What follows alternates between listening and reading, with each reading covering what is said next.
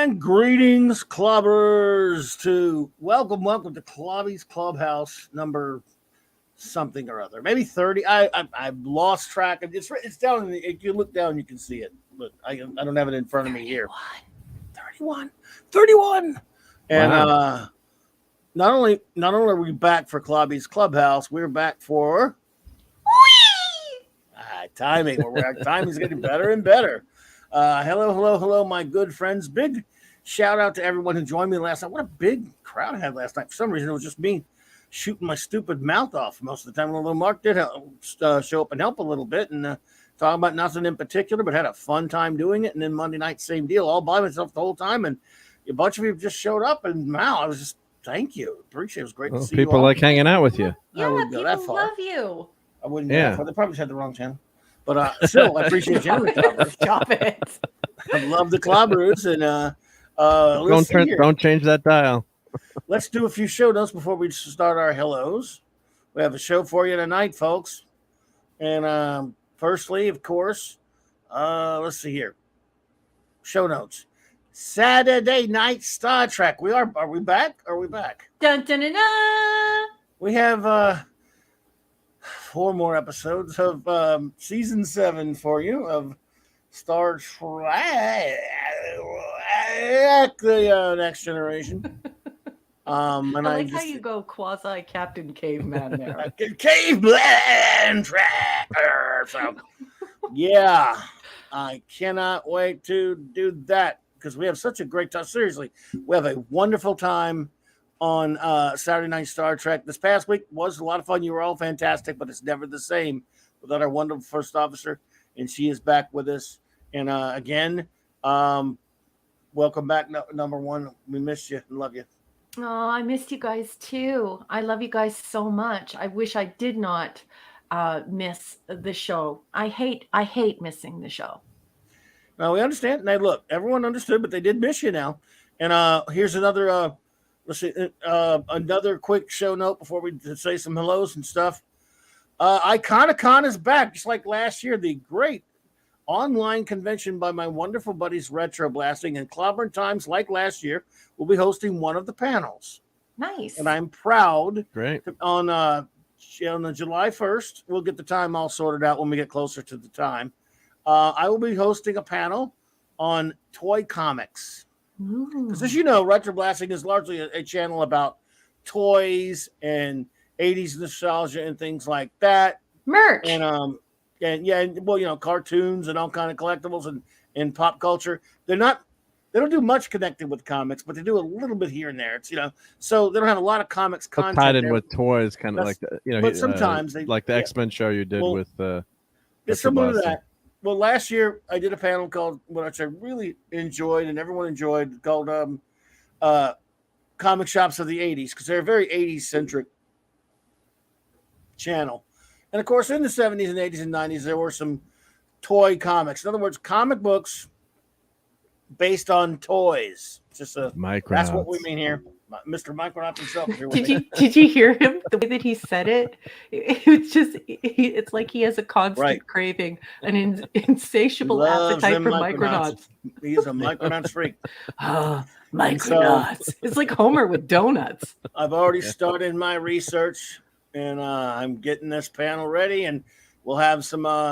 Michael with Retro Blasting will join me, and a couple other fellows. I think Chasing 80s Toys will join me, and I forget the name of the other gentleman. I'm sorry. Oh no, I think I have it here.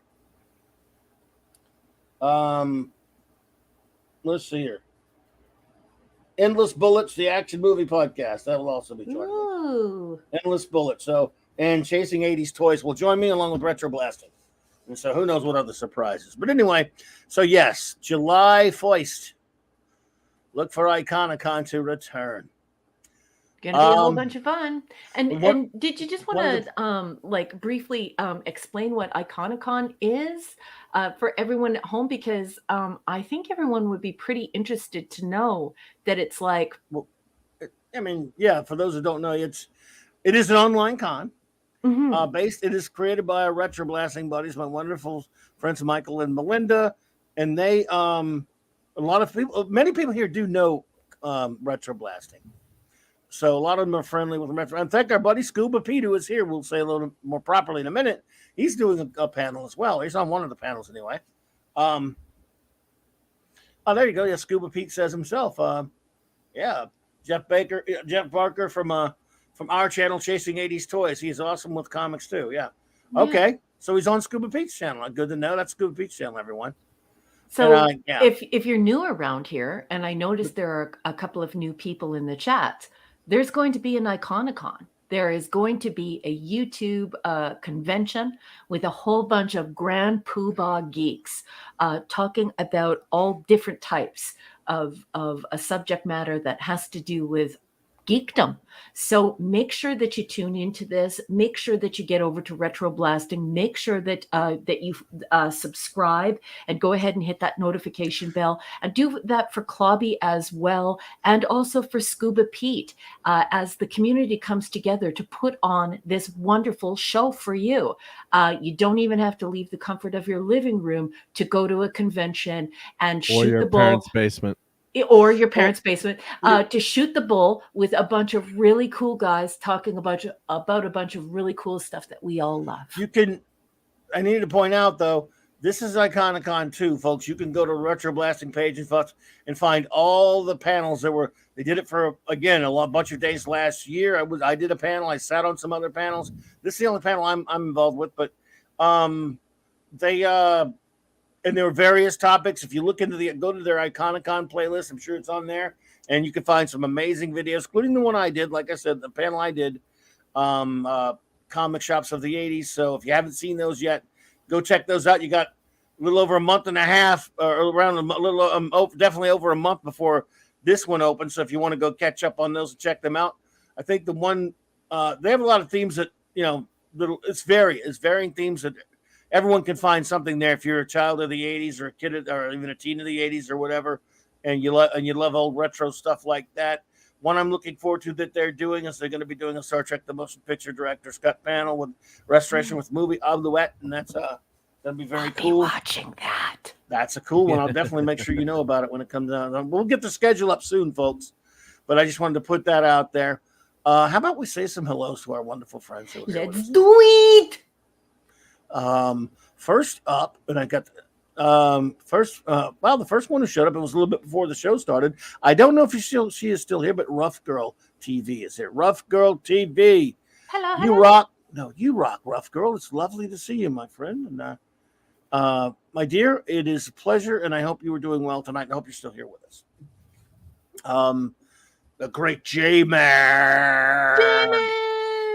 Speaking of people who you should follow, people who you should sub, right. He's got a YouTube channel. He's friends with all of us, and just all around great guy, great author. So's his wife. Follow J-Man. And there's a link in his description below, in my description below. There's a link to his channel, I should say, and many other fine channels of some of my good YouTube friends. Please check those out. Could not be reached for further comment. Hey there. Hey. Good to see you. And what's up, Comic Relief Crusader, buddy? Evening. Good to see you. Good to see you, bro. Max Redstone, what's up, buddy? Max. I am nomad, he says. Wagnar, my friend, my new friend who knows comics big time. Good to meet you, buddy. I mean, good to see you again, buddy. And it's been great to meet you. Boss, I beg your pardon. I need to interrupt for 2 wags of a dog's tail. Chris Persia has just walked through the door and said, "I'm late, and I missed the official opening." So here it is. Well, no, we're just starting our good. Oh, yes. Sorry, I messed it up. I walked over it. I'm sorry. You can do it again if you want. No, it's okay. I'm sure that Chris was satisfied with that one. Good to see you, Chris Persia, the great master of wrench. Thank you for being here, buddy. Mwah, mwah, mwah. The great Scuba Pete. Scuba Pete! Man, I wish we were going to get... And family. And family, indeed. I wish we were going to get to do a panel together, Scuba, but I mean, I'm glad you're going to be on. I think he's on one for sure. And a couple, maybe, let's see here. Pop Culture Republic. Good to see you. Pop. Some weirdo named Mark D with the C is in there. You guys might want to bounce in. Not that guy again. Yeah, and again, what's he by the doing way, here? Yeah. I forgot to announce the chief visionary, everyone. I'm sorry. Welcome, Mark D with the C. Okay, yep. Thanks for hanging with me. Glad to be night. here. Yeah, it was fun. It was a lot of fun. Always a good time. our wonderful communications officer, Anti-Derivative Jill. I love you. Hey, Jill. We love you, Jill. Apollome's Minion and the pepperoni. That is the truck pup, the pupper, and the truck pup, Simi, has her own channel. I think it's a girl. And there is a link. She's also the official pupperoni of Saturday Night Star Trek. She's our Porthos, and we love her very much. So go ahead and follow them. Indeed, Pupper. Good to see you there, Apollo. Love you. Hang on. Kal-El, buddy, the Super One himself. Good to see you, my friend. The real soup, Stephen M. Thanks for being here, bud. Decepticon, hey man. Sean's here. Good evening, Sean. It's so good to have you. So good to see you. Always a pleasure. I'm so happy to have you here, man. But by the way, I want to stop and give a big shout out to and thank the great Tom with Midnight's Edge for having me on not only Tuesday night, but I was on there for a little while with them tonight, and the great Mexican Iron Man and the lovely Six. You guys are too kind to have me on. I need to return the favor sometime, but thank you so much. And again, I always love spending time with you. It's a great honor to be sent the link when I get it as soon as I can. Sometimes I get there a little late because I don't see the link in time or I'm out, But I had a good time hanging with them tonight. Sorry I had to leave early, but I really appreciate that. The great Midnight's Edge. They're fantastic. You probably all know their channel anyway, but if you haven't, you should check them out. Well, that sounds like a really good panel filled with a bunch of beautiful people. It was a lot of fun for sure. Now, even that umbrella guy showed up. Tugs, the great Tugs showed up. That was nice. Cool. But and of course Midnight's Edge is a great channel. We all love them. They got Midnight's Edge Espanol with our good buddies Pablo and Diego, and of course all run by the magnificent Andre. And with that, Andre's an awesome dude. Good dude. That's for sure. Yep. We'll see here. Oh, continuing. Max Retterstone says, "Dear Clobber Times, my name is Pa. I'm a Federation trooper eyes citing from the episode Trial from Blake 7. Your show's great and unusual, and usually it's the only thing that makes being up to my neck in slime and lasers tolerable. Pa, thank you so much, buddy." I love when people paraphrase episodes of Blake 7, and he knows his Blake 7 apparently. That's a great episode, by the way. Love it. Yep. Well, Blake 7 is a great show, and it even has Zill, the philosophical flea. Anyone else? Yes. Well, I think we maybe. Oh! It jumped on me. The great Eric K's here, the Bronze Wrencher. What's up, buddy? I've been waiting for your name to be announced. I love you. I miss you so much. You've been traveling and visiting with family. And I just, you're a great friend to us. And I missed you. I have missed you so much. So I hope you had a wonderful time visiting with your family and a wonderful time traveling. But it is so great to have you back. You've been missed, baby. Mwah, mwah. Good to see you there, brother. Hope you're feeling better, Eric K. Doing well, Bob. The Bronze Wrencher, as always, is welcome here and great to see you, man. Mm-hmm. In fact, we'd be remiss if we didn't show him. The Bronze Wrencher, Eric K. Dun, dun, dun, dun. Yeah. And I noticed, and my chat jumped on me, so I noticed that the lovely Six is here. She is. Hey, right? Gorgeous. Six. Good to see you, my dear. It was fun hanging out with you tonight. I just love talking to you all. You guys are great, and Tom is great, and appreciate you. Zacharot 315. Yeah. And one of the sweetest gentlemen, one of the kindest men in the social media sphere in which I inhabit, Larry is here, boss. Larry, what's up, buddy? Larry! You know who else is here? Yep. Monkey G Booth. Man, Monkey. I think I don't know. I can't speak for Monkey Jeebus, but I bet he likes the way you say that. We all like the way you say that. Phantom Outsider, that old rascal. What's up, Phantom dude? Outsider. Yeah, you old smoothie. You slimy, no good, two-timing swindler. You got a lot of guts coming here after what you pulled. If you don't get that line, Phantom Outsider, you are fired. Did you just see who snuck through the door? I don't. He just snuck right in. My chat is held back so I can say hello to everybody. It keeps jumping on me though, so I did not see. So you'd be spoilering me. I won't do it. I'm just excited. Get Six. You stop it. Stop it. You are the star power. You are so silly. I love you, Six. Yeah, you can tell me, or I could be surprised. We're almost there. I'm almost there. Mr. Angel, hey, chef. Hey, Mr. Angel. Good to see you. Eldrick Lord Haster, what's up, Haster? Good to see you, man. Right? Long time no see. Hello. Long time no see. There you go. So I think I'm caught up now. Gwagnar. Oh, I already said Gwagnar, but good to see you. Gwagnar. I gave up on strangled nude worms, he says, because. But is it true they ripped off the novel Vulcan's Glory in the current episode? Yes. Yes. Yes. I was doing some research on that, and they ripped off DC Fontana big time. And yes, Robert Meyer Burnett had a dumb, tweet about it, way. and not even giving her any credit too, which is yeah. If you're gonna rip somebody, at least give him credit. Give him credit. Yeah. I don't know if you want to get into that now, but no, my blood pressure issues. But well, anyway, DC Fontana created the whole background for number 1 in that novel, and they used that in Strange New Worms, and they didn't even credit, and they're not even crediting her with any of that. So of course not.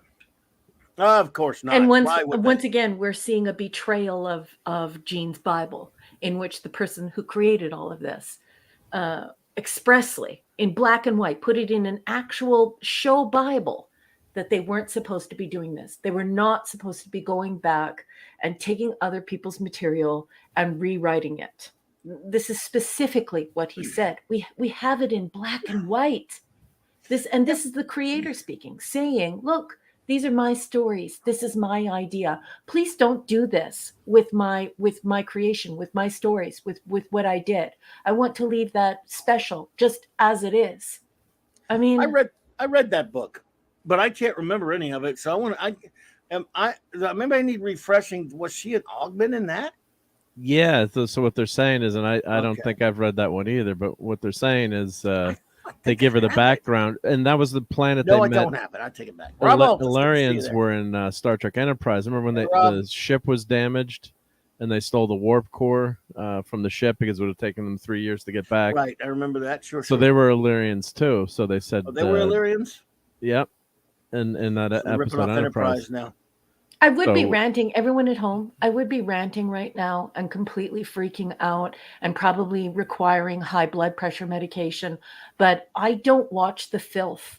I do it because the minute that somebody does something that Gene Roddenberry specifically asked them not to do, because I'm an author myself, I then don't go and imbibe it. I just completely reject it. You know, like how he said that he didn't want his show, his idea, Star Trek specifically, to ever be for children. He co-wrote a letter with DC Fontana specifically saying that it was not for children, and how they made like a children's show. It's just on every single level. Gene has asked these people not to do this to his story, and they're not listening. So if I seem quiet as the captain and our wonderful chief engineer shoot the breeze on this and critique it, it's because I am completely boycotting strange screwed squirrels and anything to do with the filth. No, and I admit we sit through it, and at this point it's a joke, it's a lark, but we had fun watching it together. Yeah, but full disclosure. We need to do it that way. It's more fun to watch it and rag on it. It's a piece of trash, in my opinion, and there are a lot of people that are just sucking ass on it, and even though some people who admit that how bad STD is, how bad PR is, and PR is, are giving this thing a pass, and it's just inexplicable to me. It's just garbage. Well, that's a pretty low bar to be better than Discovery. Well, the bar's low, but Picard's in full, but they're saying it's good, and it's not. It's garbage. It's shitty, crappy filth. But that's Star Trek now. Look, I like that one, Gwagnar. It's just strangled nude worms, and that's one I keep using. I'm gonna come up with some other ones. Is just stupid, nonsensical worthless crap. No, sorry.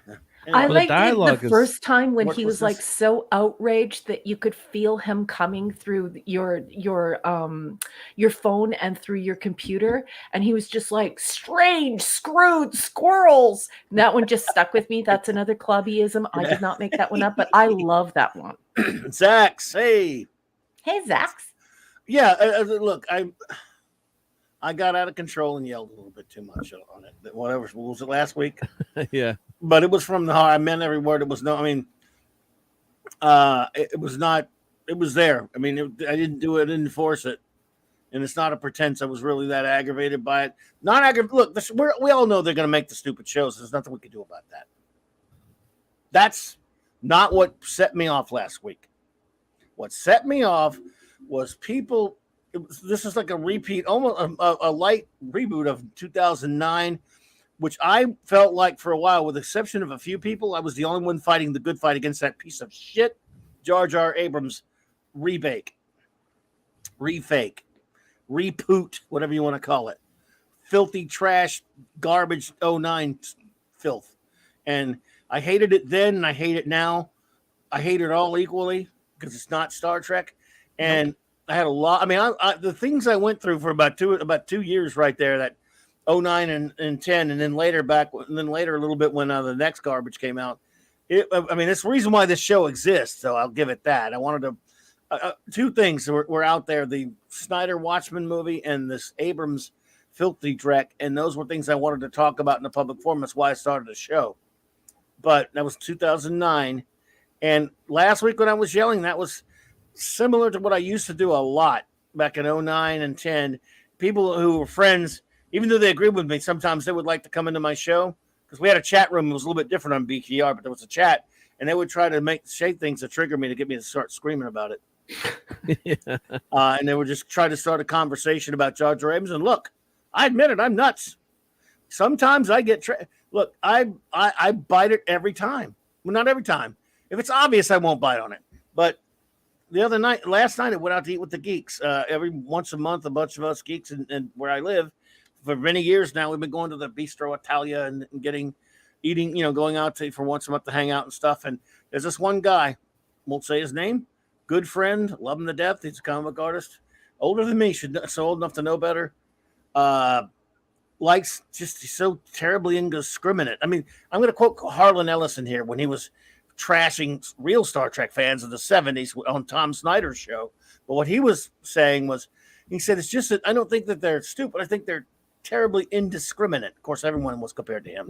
Well, that's what I think these people are. People who just accept anything with a freaking Star Trek logo on it. It's true. Bothers me, but there are people like that. And look, I still love them. I even went on my Facebook and told, look, if you are call yourself a Star Trek fan, but you accept I'm going to use Eldritch here, strangling nude wankers. I like it. Good. You're thinking along the right lines. Who said that? My buddy Eldritch there. I'm not stealing it from you, buddy. Just quoting you, and we'll put you up there. I basically said when I wrote this, I said, look, I can still love you unconditionally, but I really don't understand you. But it's not true. I actually do understand them. Some people are just get tired of the fight, and they'll take anything, and they'll accept. They'll bend over and drop trowel for anything. They'll just shuffle up to the trough like pigs and stick their faces into the corporate slop they are spoon-fed, and it'll get all over them, and it'll make a mess all over them, and they won't care because they think they won't get any more. The problem is I don't want any more of that crap. Like even early on in 2008, before the 09 shit came out, I had people trying to make the case, yeah, but if we don't support it, they won't make any more. And I tried not to yell back, but I would be like, good, I don't want them to make any more. Good. Now you're getting it. We don't support it. I would rather it be dead. And I went through my whole analogy last week about the zombie corpse, but that's why I get pissed off. Yeah. But not because of Drekkies. Drekkies are crass, crude idiots who have no comeback and no argument to make, nothing intelligent to say in any discussion. Drekkies are, if you say, strangled nude worms is a piece of shit, they go, oh, you're a piece of shit, so there. Okay. In other words, they have nothing to say. No. If they say, well, or if they say, engage you and say, why do you hate it? And then you tell them why you hate it. they have nothing to say to it. Oh, you're just a jerk who hates everything. Okay, and I'll get to that in a second there, Mark. So they have nothing to say. I'm not talking about them. I'm talking about nice people who will just kind of sit back and not really care like we do, and they'll watch it. It's got the name Star Trek on it, and it's, yeah, but those are, I don't understand. I don't like them. We were formerly known as the cerebral fandom. I mean, at a board meeting, our show was canceled and changed and shaped and molded around this idea that it was too cerebral. Now you've got people who have lowered themselves to this level. I saw a Dave Cullen video today where they were saying Uhura is a linguist. So suddenly Uhura is Hoshi Sato? No, Uhura is a communications and technology engineer and an astronaut, fourth in command, which Jean had to really, really fight for. So what's happening? Are all of the female characters just becoming one character? And how is that progressive? And how is that intelligent? They're not only just supping this corporate mush and betraying Jean in the process, but they're really, admitting their own lack of for lack of a better word, their lack of intelligence. How could anyone think that Uhura was a linguist? If Uhura was a linguist, why did she have to whip out a book to try and translate Klingon? And even when it was in front of her, she could not read it. Even with it written out in front of her with a book, with everyone helping her try to read it, Uhura was a master with wiring communications panels. She was a master with mathematics. We have all this. That we know this. This is canon. And Nichelle Nichols played Uhura. There's only one Uhura. She's not a costume, and she sure as F is not a linguist. She's not Hoshi Sato. Not Hoshi, but that's the first thing that popped in my mind when I saw that episode last week. I'm like, oh my God, she's Hoshi now? Except with a sad backstory. Everything about the writing on the show is putrid trash. Everything about this show is garbage. It's moronic crap. But I think some people will just sit there, and just take it. And they don't really care the way we do. But by the way, you don't have to care the way I do. You don't. But and the people who just are casual fans, I don't care so much about. What has gotten to me is the things I went through in 2009 when people that I thought better of, just just dropped trowel for it and sucked it up and defended it. But they usually did. It always went this way almost all the time. When I would get when I cornered them, they would say, and I would make all of my points how it's not Star Trek. It has no Star Trek heart, no Star Trek soul, and certainly no Star Trek intelligence. They never disagreed. They go, yeah, I can see that, but it's kind of fun. Well, so was, original Trek was fun too. It just didn't have to debase itself. And I would say, basically, they'd say, I see what you're saying, but I kind of liked it anyway. And that was when I would just lose. The frustration would mount. And I was just like, you like seeing Star Trek debased and defiled and worse, dumbed down. Yeah. You like seeing Star Trek dumbed down. That's what I can't abide. And again, I can take a bad Star Trek episode. We talk about them all the time. I can take a really crappy Star Trek episode. I could take a boring episode because it's still within the confines of Star Trek, even though there are a lot of problems with it. However, dumbing it down and hello there, Ezra Goldstein, dumbing it down here, while trashing everything that the show stands for, and then expecting me to just sit there and take it. I can't do it, and having people.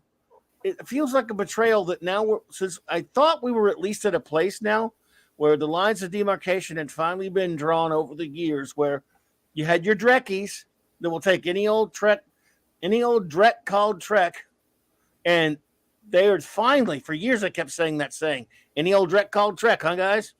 And finally, by 2016, 17, 18, we were finally there where it was solidified. The Drekkies were over here.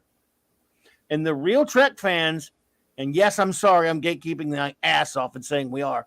We knew who we were, and we didn't accept any of the bad reboot suckered outhouse trash. We didn't accept it. Anything by them was trash, and it was over. End of discussion. Mhm. Anything by them. I mean, you can sit and watch it and laugh at it and goof on it. I have no problem with any of that. But at the end of the day, we would say one thing. It's not real, legitimate Star Trek. I thought we had evolved to a point where we could at least agree on that. We could go, I don't care which one, if Picard is worse than STD or vice versa. I don't care if Strange New Worlds is not as bad as Picard, or I don't care about this. It's still made by the same jackasses, takes place in the same STD universe.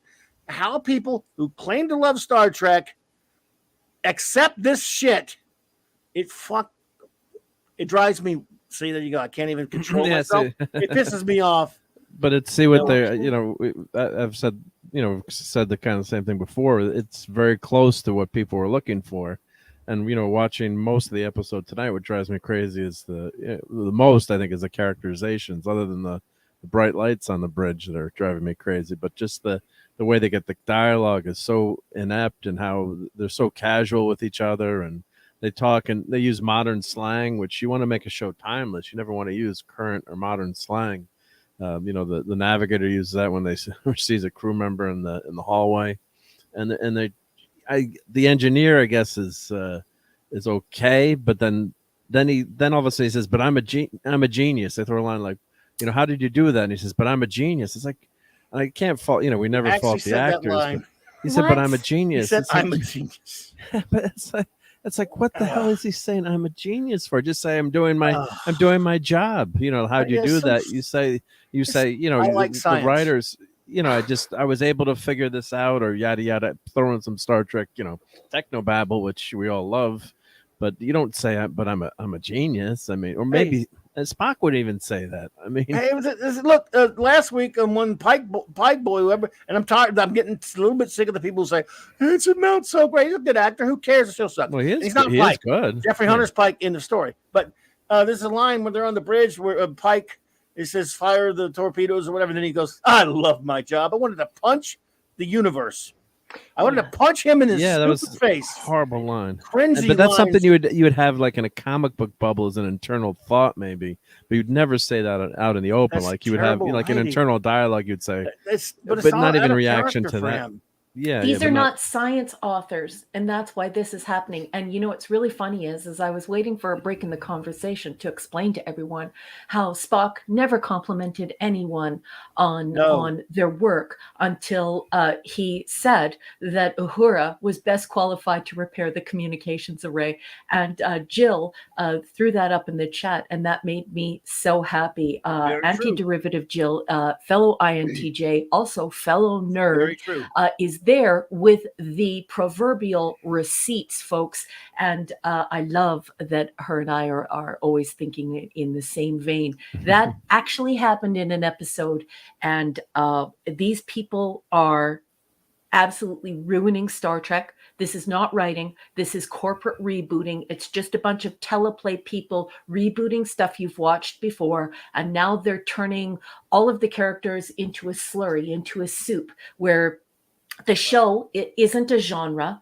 It's void of science. It's not written by science writers. There's no science consultant on the show. And now all of the characters are just everything. They're the characters. Everyone's a superhero, like a Superman. Yeah.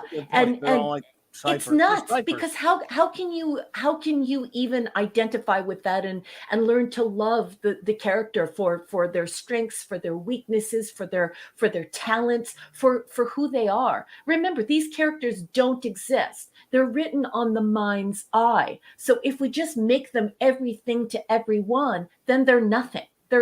Nothing exists that we can latch onto. The characters just become these ever bleeding lines, and they can be whatever they want. It's completely irrational. It is intellectual suicide, and I don't know why people are doing this. This is dumb. Yeah, it's modern, right? It's modern stuff. I can tell when I watch most new shows, when the modern writing, and CLOBBERIN times I were talking about off after a show last night, and we're, it's just modern sensibilities. It's just the way, I guess, the young writers talk.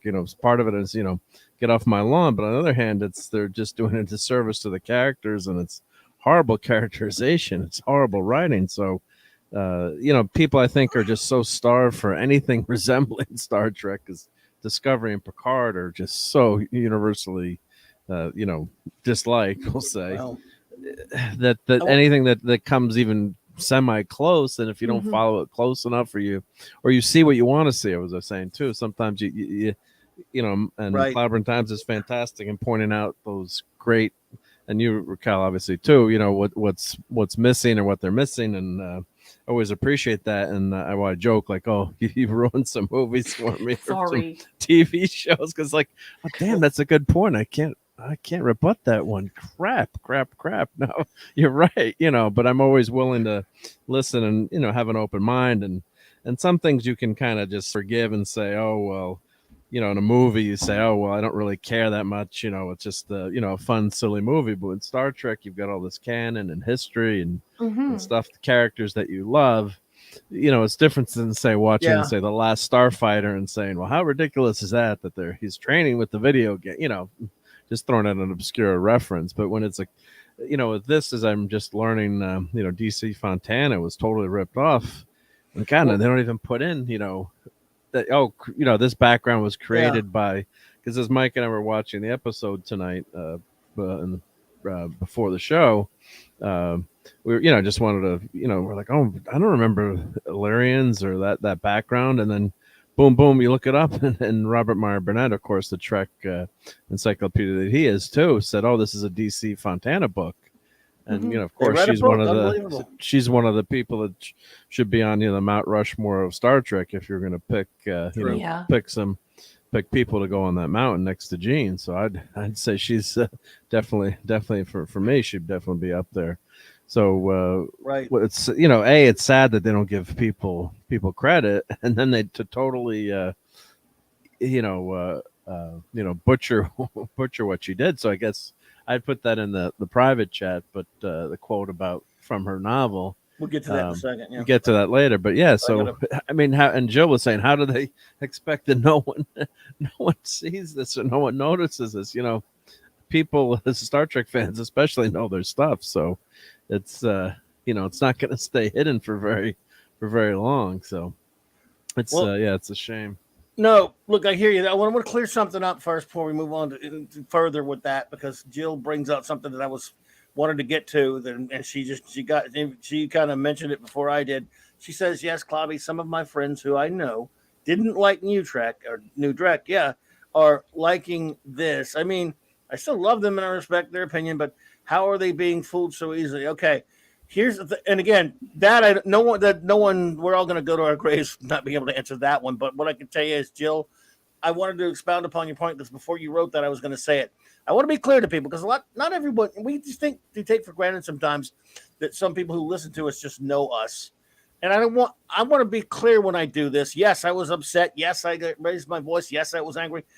I hate no one. Even if I mean, again, I want to make sure this is a TV show. I love Star Trek, means more to me than a TV show, by the way. It is a friend. But I want you to understand is, while I am angry that some of these people are the important people, people who I thought got it, are liking this thing. I hate no one. I can still love you to pieces as a person. And hello there, Scotty. Welcome. Good to see you. I can think the world of you. Now I might razz you a little bit. We might go around it. You know, if we're in person, not so much. I don't like doing it on the internet. I've got to stop that. In person, if you're a friend or somebody, oh, we're going to tangle. But I don't want it to sound like, even as angry as I am and upset as I am about it, that I hate you or I hate people. Look, people are just different. Everyone's wired up together different, and some people can just make mentally acrobatic gestures and get somewhere and decide to get to a place where they can just accept something that I can't. I don't understand it, and I won't. I just don't want people to think that I'm coming off as someone who hates people who disagree or like things that I don't like, or vice versa. I'm talking about how disappointed I am that we were at a place after all those years. At least the one thing we had, because we're not getting Trek back, but the one thing we had was us. We had those of us who knew that that's not Star Trek, and at least we say it as much as we possibly can, and we stick to real Trek. We call that the filth. We don't hurt anybody. We don't go prevent anybody from watching it.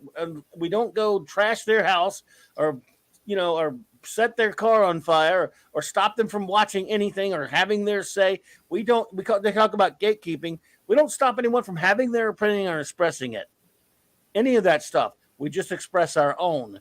And we're not mean to people, but some of those people, those Drekkies, are pretty nasty. And we fight back with them sometimes. But my point is, it's not coming from a position of hating you if we just disagree on it. Many lovely people like things that I don't understand how they can like them. And so I just wanted it to be clear, like Jill said, she still loves her friends that like that stuff. So if you listen, lose a friend if you're out there listening and you're just like, someone doesn't know me, so well, he hates me because I happen to like that shit. Because there are a lot of people liking it. I mean, people, I can't get it. I don't get it, but they are. No, I don't hate you. I just want to add. Oh, sorry. Go ahead. No, go ahead. I just want to add real quick. I was just trying to, searching for an example. I do love The Last Starfighter, so I was just trying to look for an example, like something you could pick on a movie, and say it's that's not realistic. Any movie, even I'm just trying. But I do love Last Starfighter. But I was just trying to think of something that.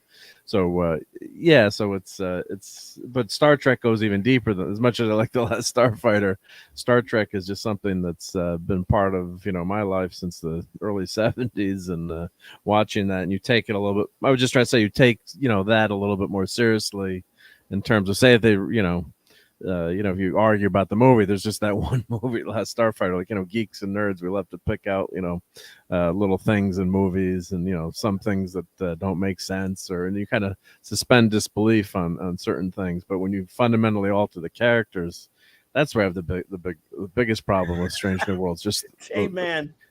Those characters. Yeah, I was going to put that one up. I have a few stars, boss. Hate on, buddy. I have a few stars, boss. I want you to get to those. J-Man loves Highlander too, and I still consider him a friend. So wait, some people hate The Last Starfighter.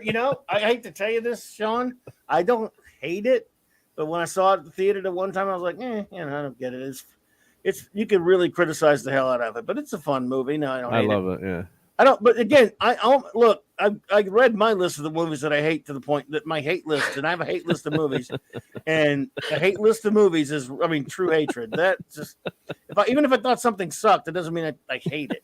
So, number one, you want to take care of some of these since you start them.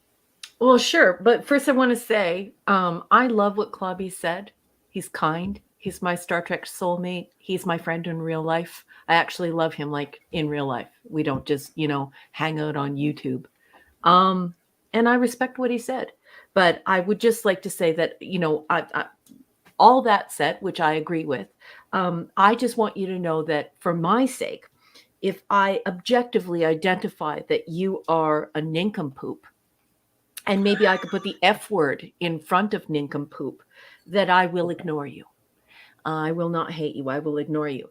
Second point I would like to make is, in this generation, canon has been turned into a dirty word. And I just want all of you to know that any writer, even a beginner, must be able to assemble some type of continuity and maintain it. Otherwise, the joke's on you. It's not about taste at that point. It's about somebody making a fool out of you for just because, they're a corporation and they have some teleplay people. Star Trek, the original Star Trek, involved writers, science consultants, teleplay people, writers, directors, producers, actors, and they're making that centrifugal thing far closer now, and they've cut out a lot of the people who used to be involved in this story making process, and now it's more of a corporate machine. So just be aware of this. There's no author behind this who you are defending. It's a corporate writing team, and many of them should be working on soap operas or on the CW.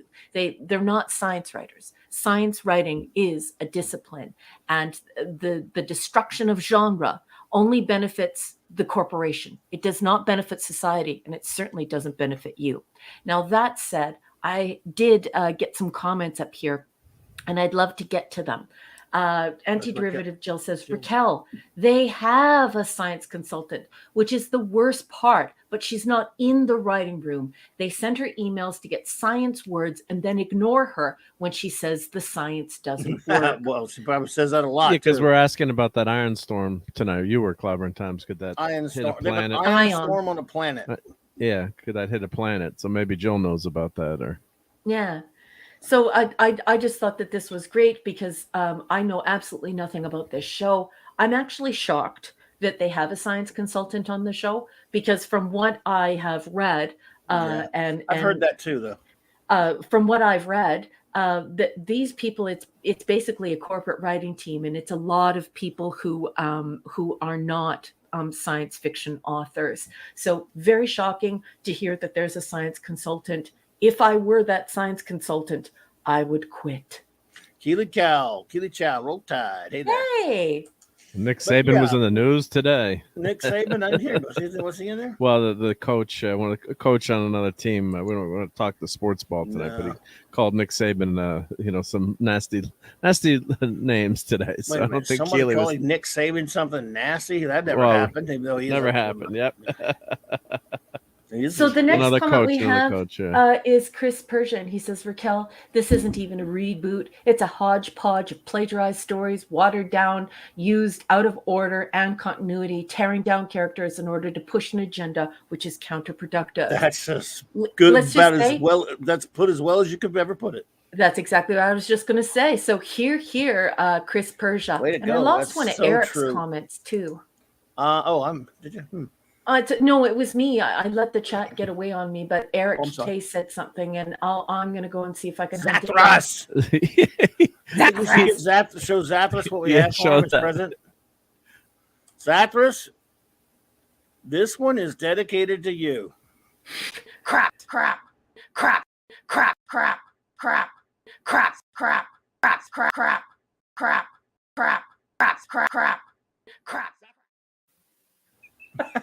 I love it. I'd like to thank Hungry Boy and Mark. Oh, yes. Hungry Boy, well done. I did, and now I'm an audio engineer now.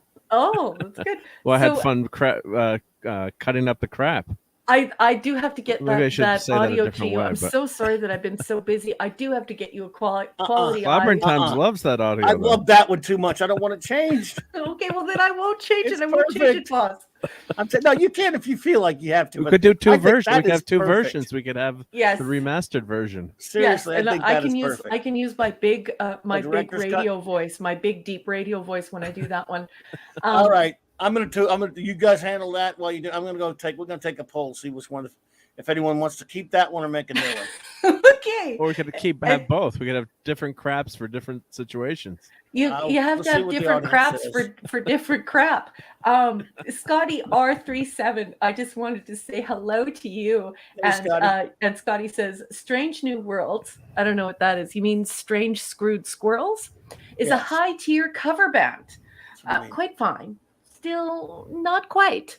Very clever, lovely. And then we've got Decepticon saying, I think people are starved for something that to them maybe looks like Star Trek. And that's why they like Strange Screwed Squirrels. It won't last. The enthusiasm will fade.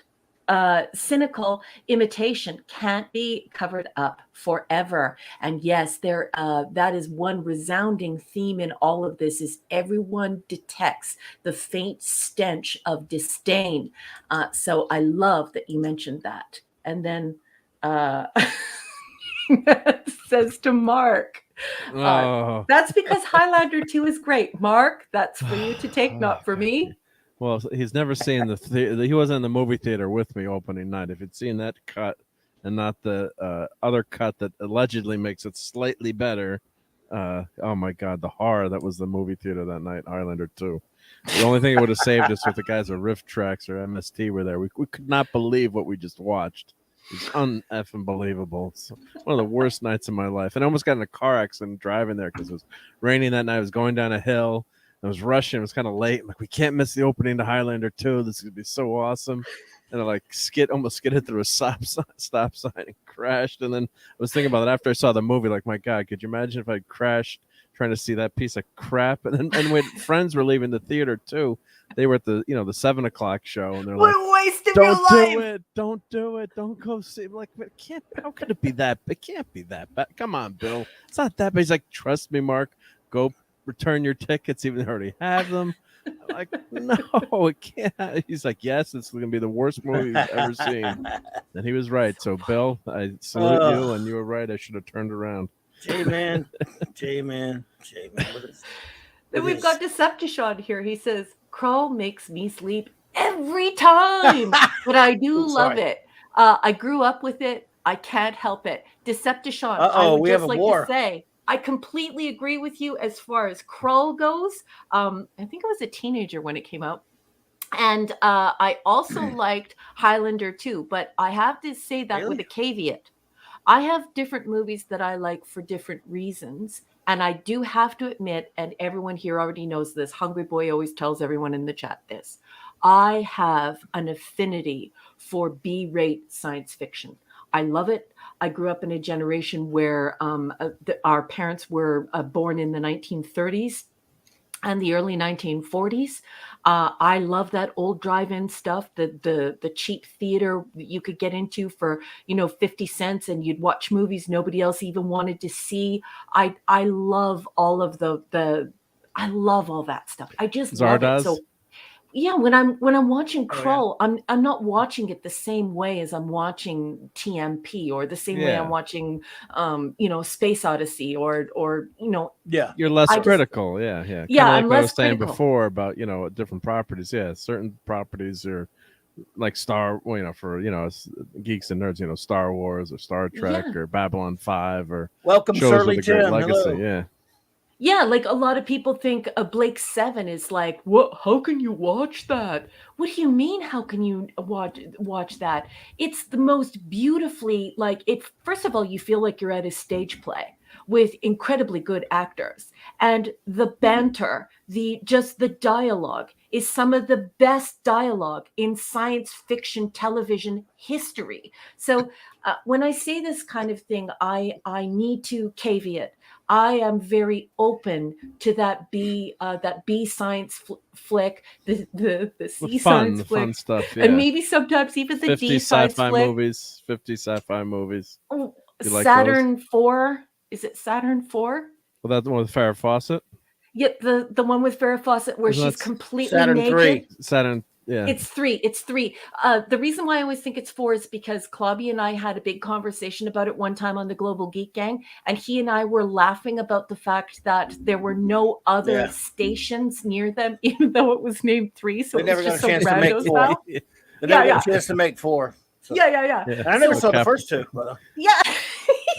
See, there he goes.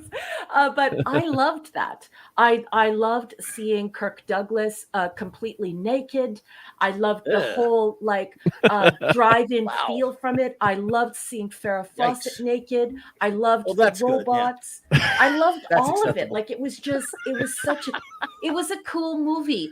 Do I watch it the same way as I watch a very cerebral movie like Amadeus or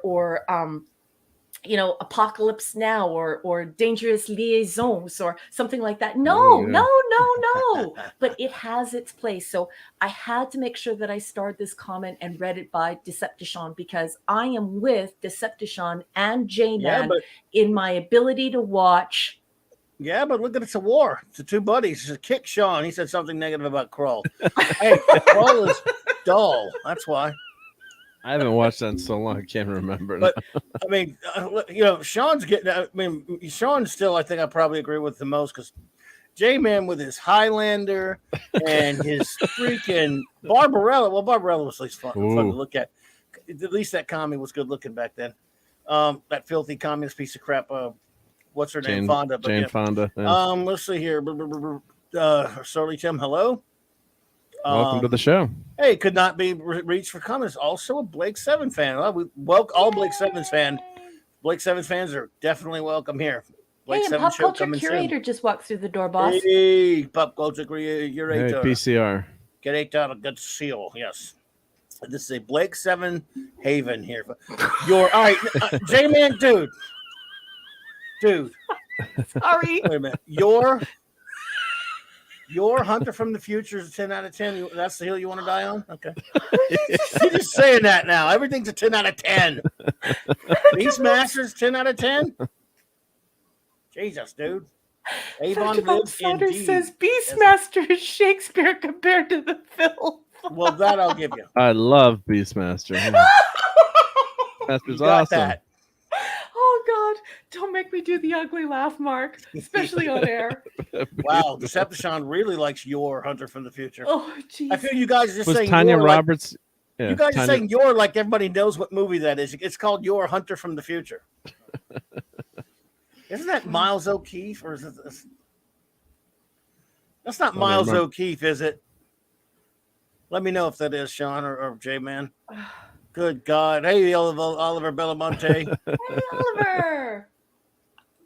Mark Singer and Beastmaster. It's just Chris is saying I don't Mark anymore. That was just such a silly, fun movie with Tanya Roberts is in that too, right. wasn't she? In Beastmaster? Yeah. Oh well, God, she's the only good thing about it. Reb Yeah, Brown. That's right, Reb Brown. Thank you. Sorry, Reb Brown is your. Wow. Sorry, I got my Shakespearean actors mixed up.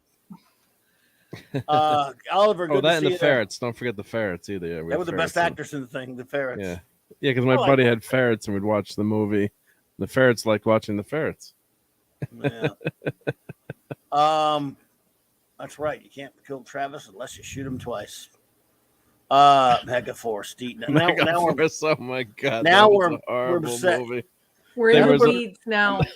Mark, for the life of me, I've been sitting here for the last few minutes here silent because I'm trying to remember that wonderful 1970s sci-fi that is just terrible, but it's also just magnificent. Give me some info and I might better tell you what it is.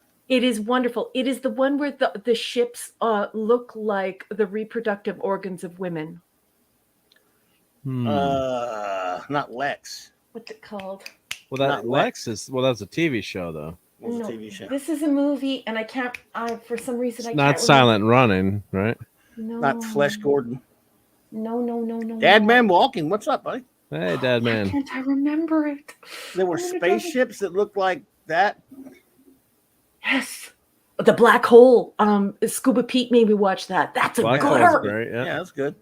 Battle Beyond the Stars, maybe. Oh yeah, Battle Beyond the Stars. Thank you.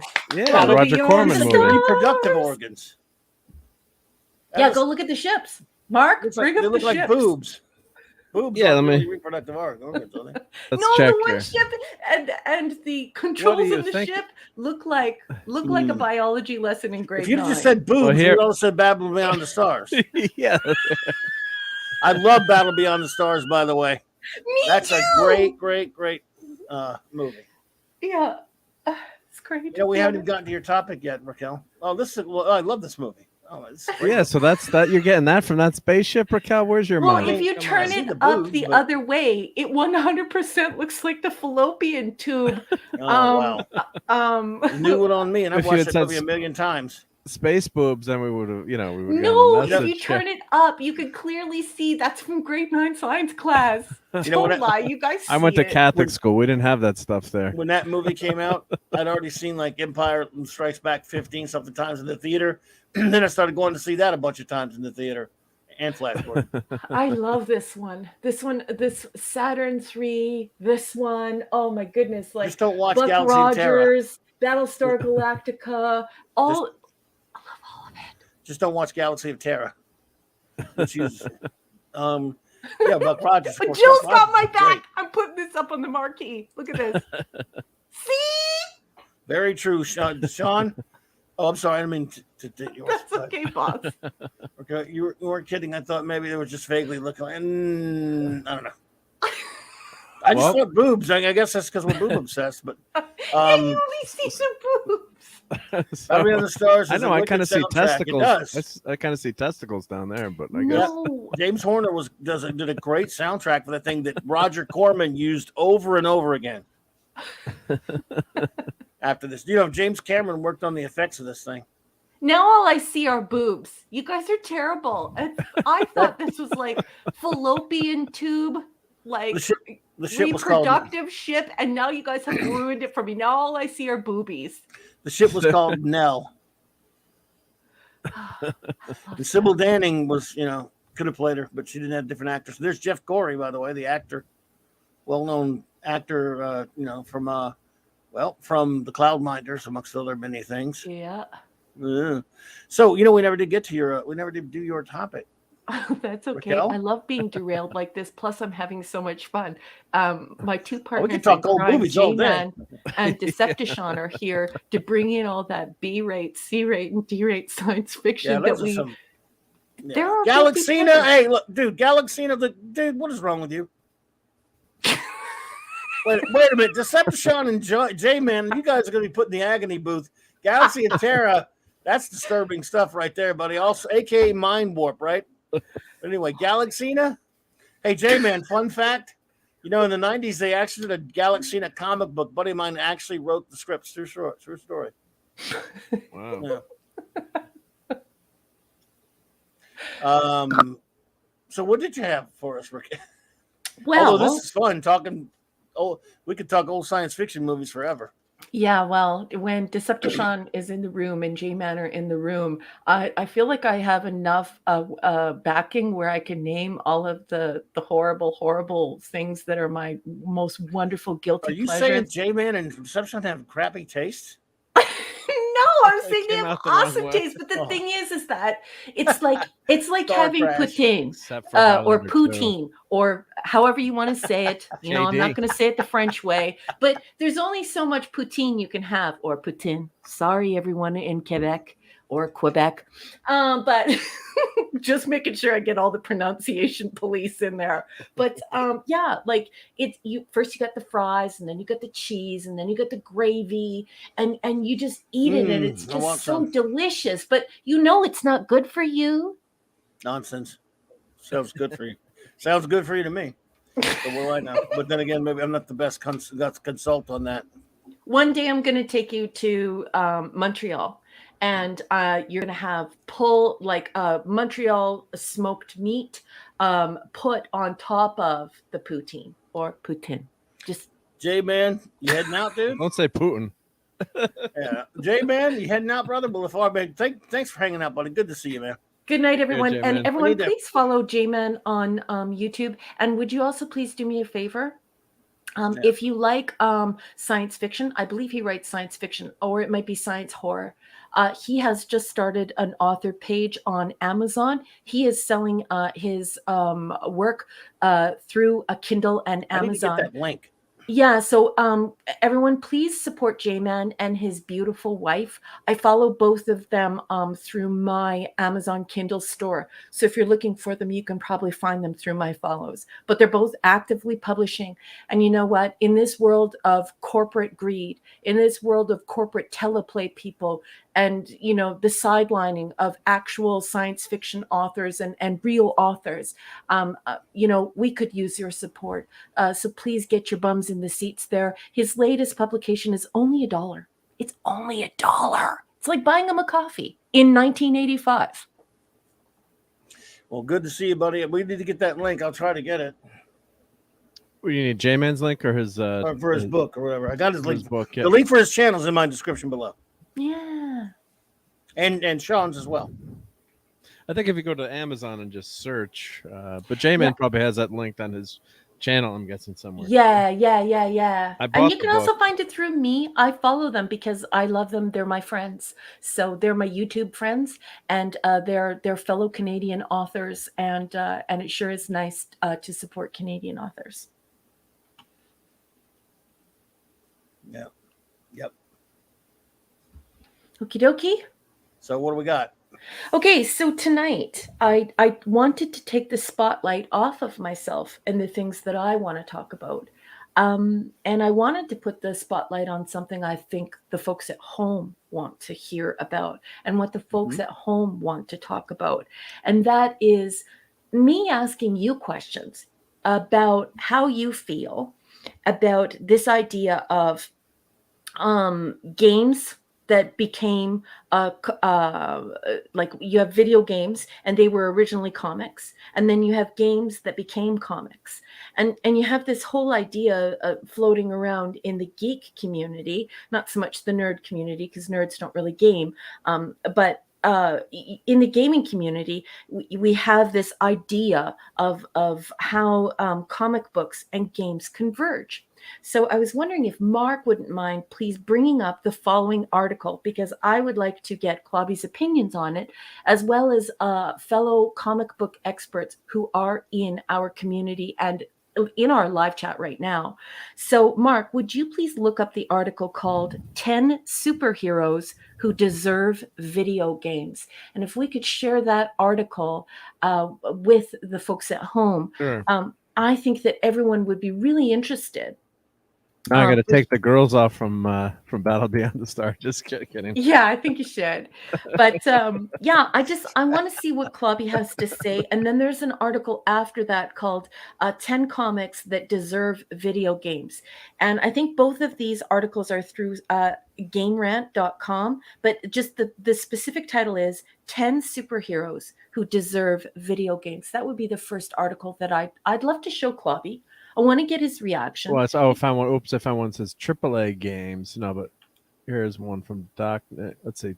10, I can actually send it. No, here to it is. Yeah. I think this is it. Let me share my screen, and then you can tell me if it's the right one. I could just also send you the link through our chat, and I'll do that right now, sweetheart. Does that look like what you were looking for? I can't see yet. Is it on the screen? There we go. Yes. This Found is it. Okay, good. Yeah, let's talk about this.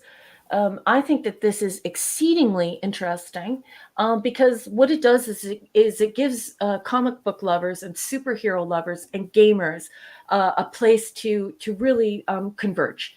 And to do that with someone like Clobby around, with someone like Decepticon around, with someone like Mark around, with someone like Phantom Outsider around, to really talk about the impact of whether or not the superhero gets the video game, why they don't get a video game, maybe even some, which we'll talk about a little bit later, comics that deserve video games and they haven't yet. But let's just get to this.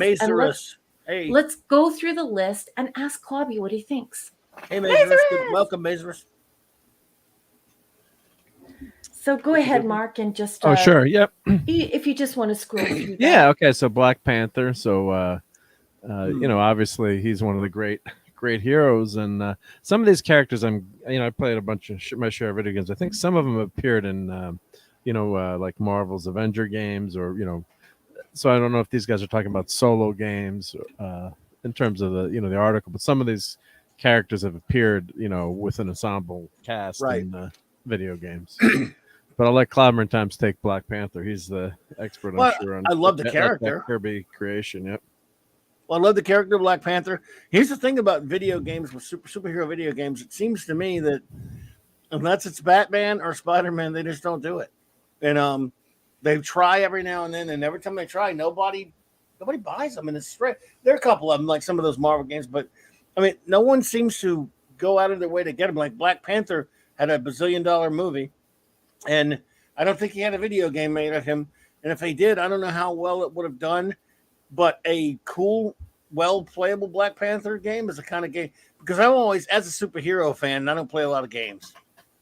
I would like some of my, like I'm sure someone who's going to be on this list, I would like a Flash game, as you see there, or a Black Panther game to play for me, because I love superheroes. More than I love video games, to be honest. So I would like to play that, the playability of like that old, I really liked some of those old Spider-Man games that Sega had in the early aughts and stuff. And I remember you saying that. That's why I thought this would be interesting Spider-Man to discuss tonight. That was fun. I'd like some of the Arkham games of Batman, but for the most part, those are fun. Some people like that Injustice game. I can't stay. I hate that story. So I'm not. I mean, but if you all like it out there, that's fine. It's something that doesn't appeal to me, so I won't play it. I'd love a Superman game more than anything, so you could actually have gameplay. They've had a couple that actually where you can be Superman and fly and be able to go all over the place. That really works. So, but almost any of these done well could be fun. You know, Black Panther could, you know, have all kinds of great adventures in the video game, and you could do a good story. I'd be game for that. Pardon the pun. Unintended. Yes, intended. I'd be game for that game because even though I don't play video games that often, hey Glenzer, what's up? Good to see you. Hey Glenzer. I'd like that. It just seems to me that you only ever see is Batman with games, and now you had that Spider-Man game was kind of okay. Everybody else, like for example, they did a Green Lantern game, and no one bothered with it. And I looked at it, and everyone said the gameplay sucked. They did a Captain America game. I remember getting that one. The gameplay wasn't that good. Hell, when the Watchmen movie came out, they did the Watchmen game. I played that one. It wasn't. And these games just kind of go by the wayside. They just disappear quickly. Did they do an Iron Man one? Yeah, so I had some old games that were, you know, CGA. So for you young guys, it was and gals, it was there are 4-color games. So the games only had 4 colors. So there was like a Spider-Man versus Doctor Doom with Captain America game. I think we showed pictures either my show or here a while ago, but just the graphics were just so horrendous. But you bought it on the box art.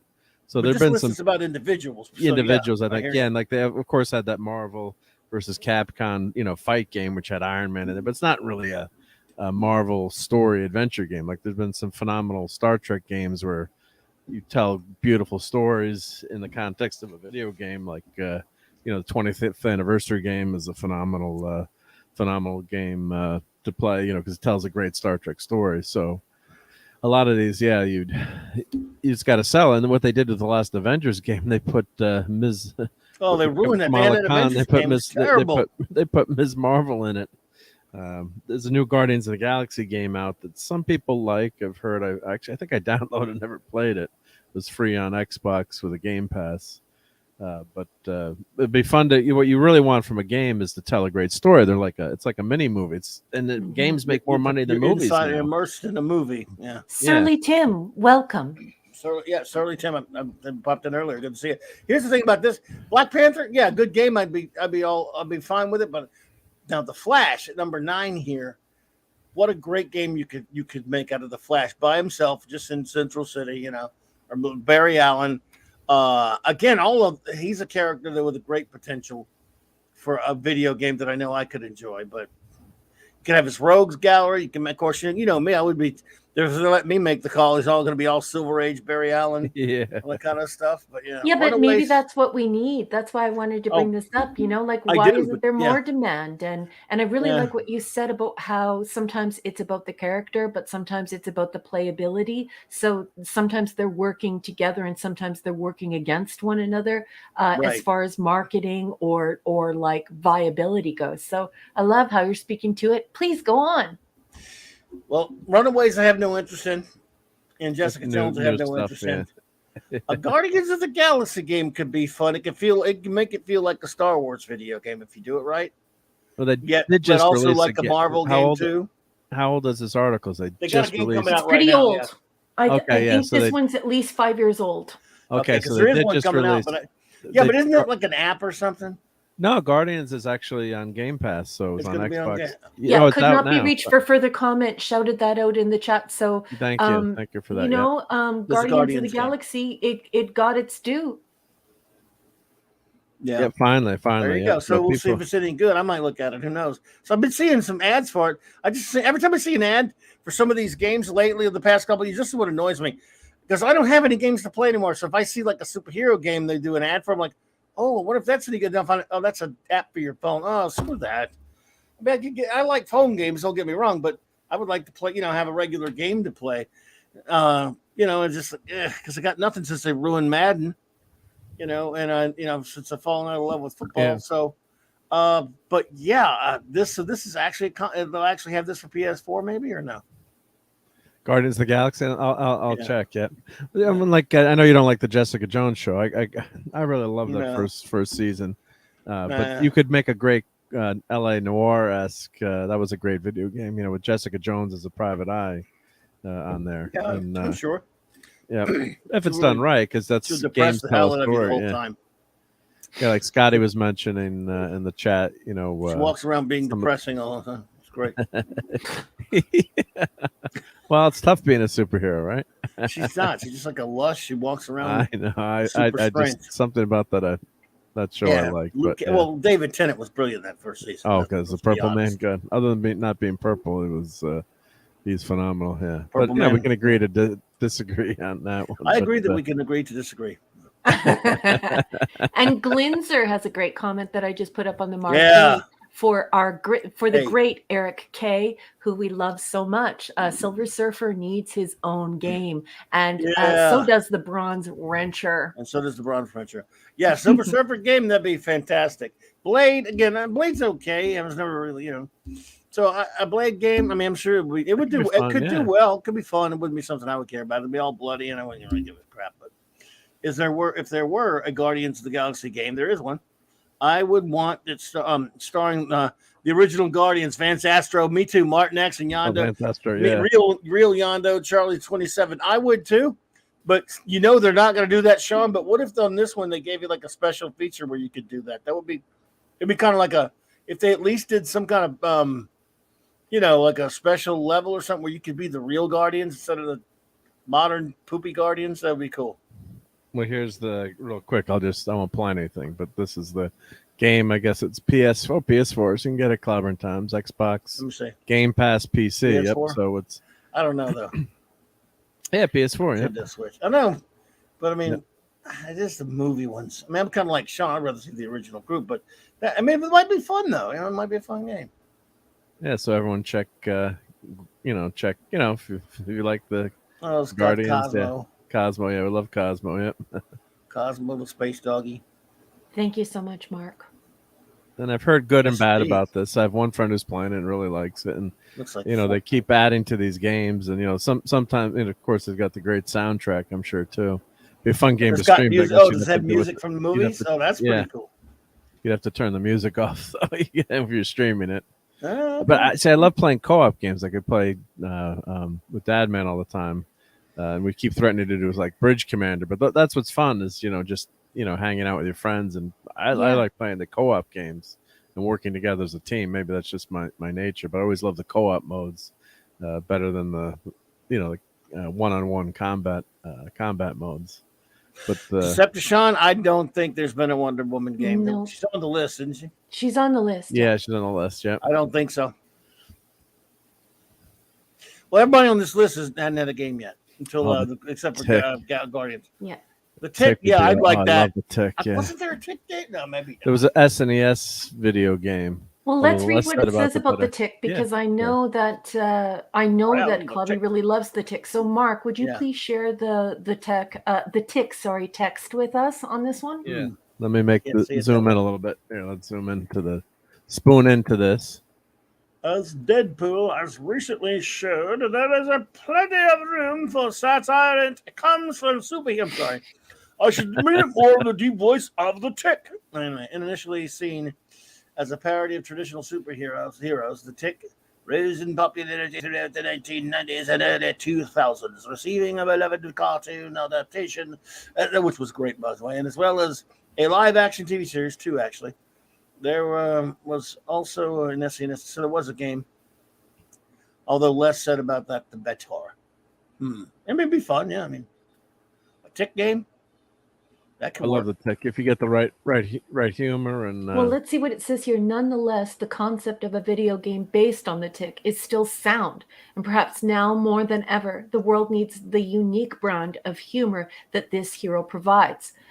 The once more available Deadpool game that was initially released back in 2013 gave players a tongue-in-cheek look at both gaming and comics, and no doubt the Tick could deliver a similar level of satire.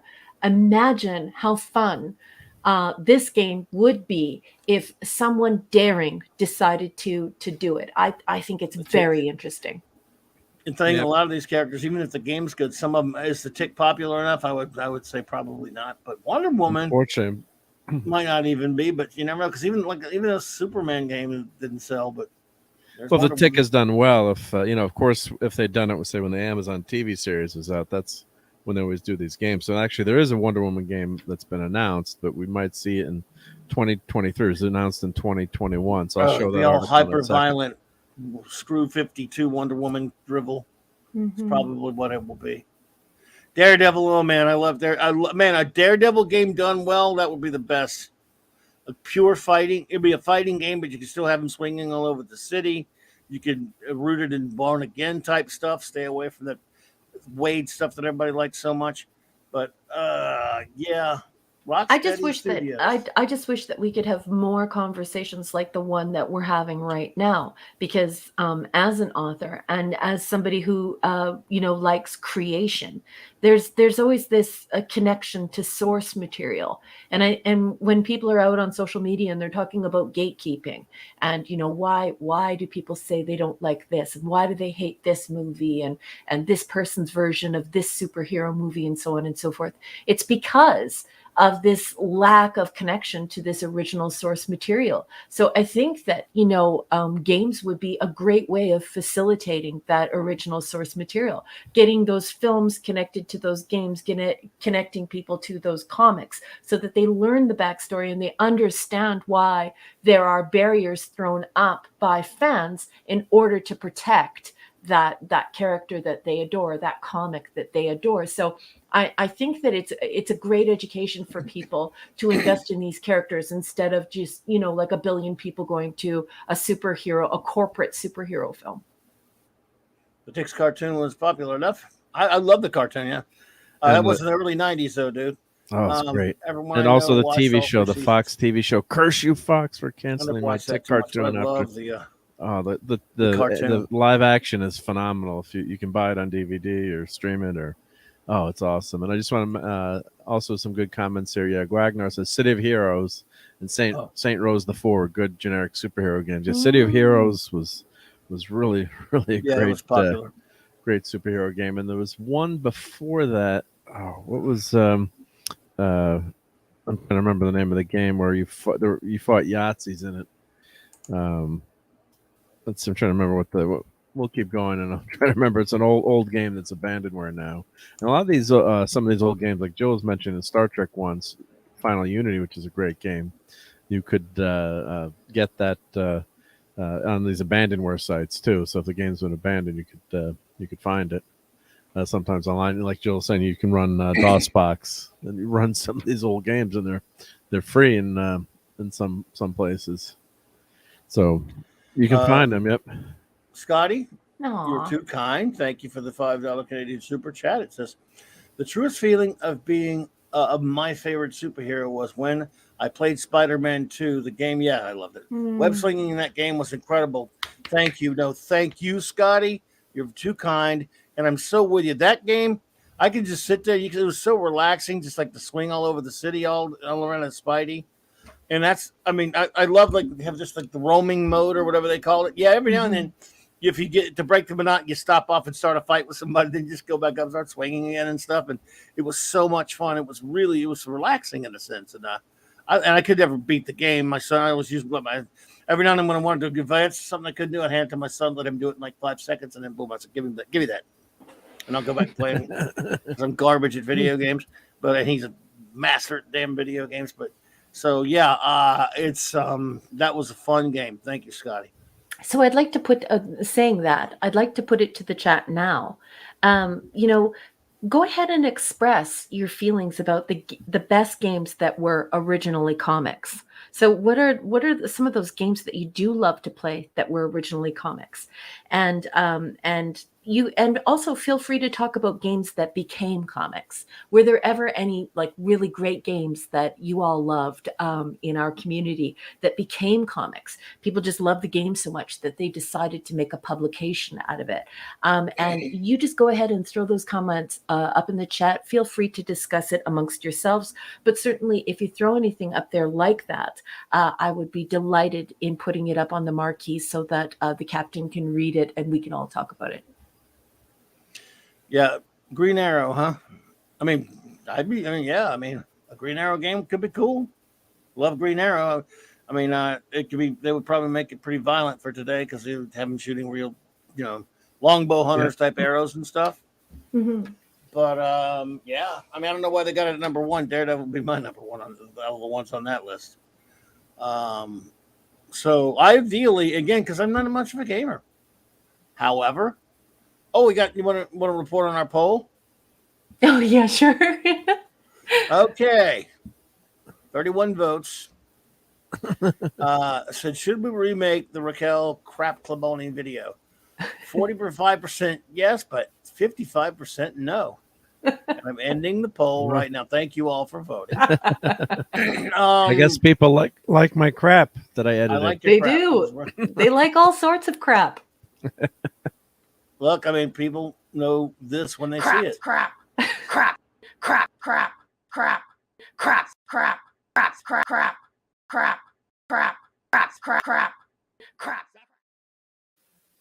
Boy. Perfect. Sean says Atari has its roots in comics, which is almost forgotten now, as aside from DC's Atari Force from the 80s. A lot of 2600 games came with mini comics, which built out the lore, like Yar's Revenge, for example. Yes, I remember Atari Force, Jose Luis Garcia Lopez. Guagnar says Clobby's favorite game is obviously Quest Probe, featuring Human Torch and the Thing. Never played it. I never played it. What system was that for, Gwag? Because I remember it. I remember hearing about it. I don't know what system it was for. I mean, if it was for, I mean, Quest Probe sounds familiar, but I got to admit, it's not. Wait a minute. There was a Fantastic Four game out the time of the movie, the first movie. Yeah, the movie, yeah. But not Quest Probe. That's something else. But it's not firing on all cylinders. So elaborate, please, Wagner.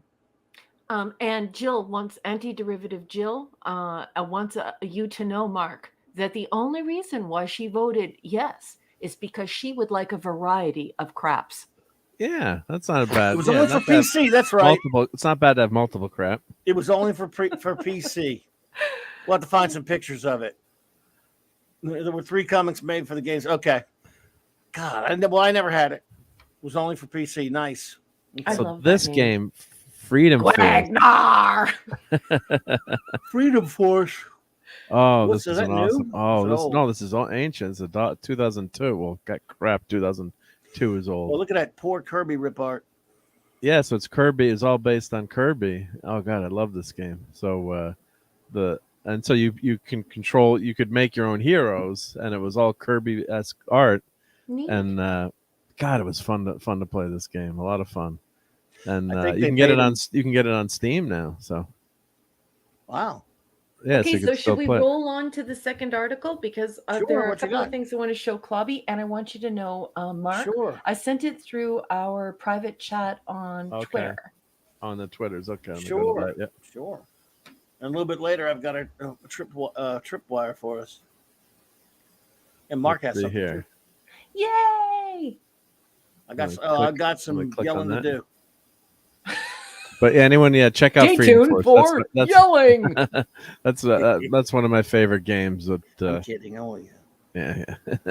What you got now? So let's go to this. Something really cool. Okay, so this I find really interesting. John Constantine? Why? Hellblazer? Okay. 10 comic books. This is a different one, different list. It is. Okay. So let's thumb through it, Mark. There we go. So number 10, Saga.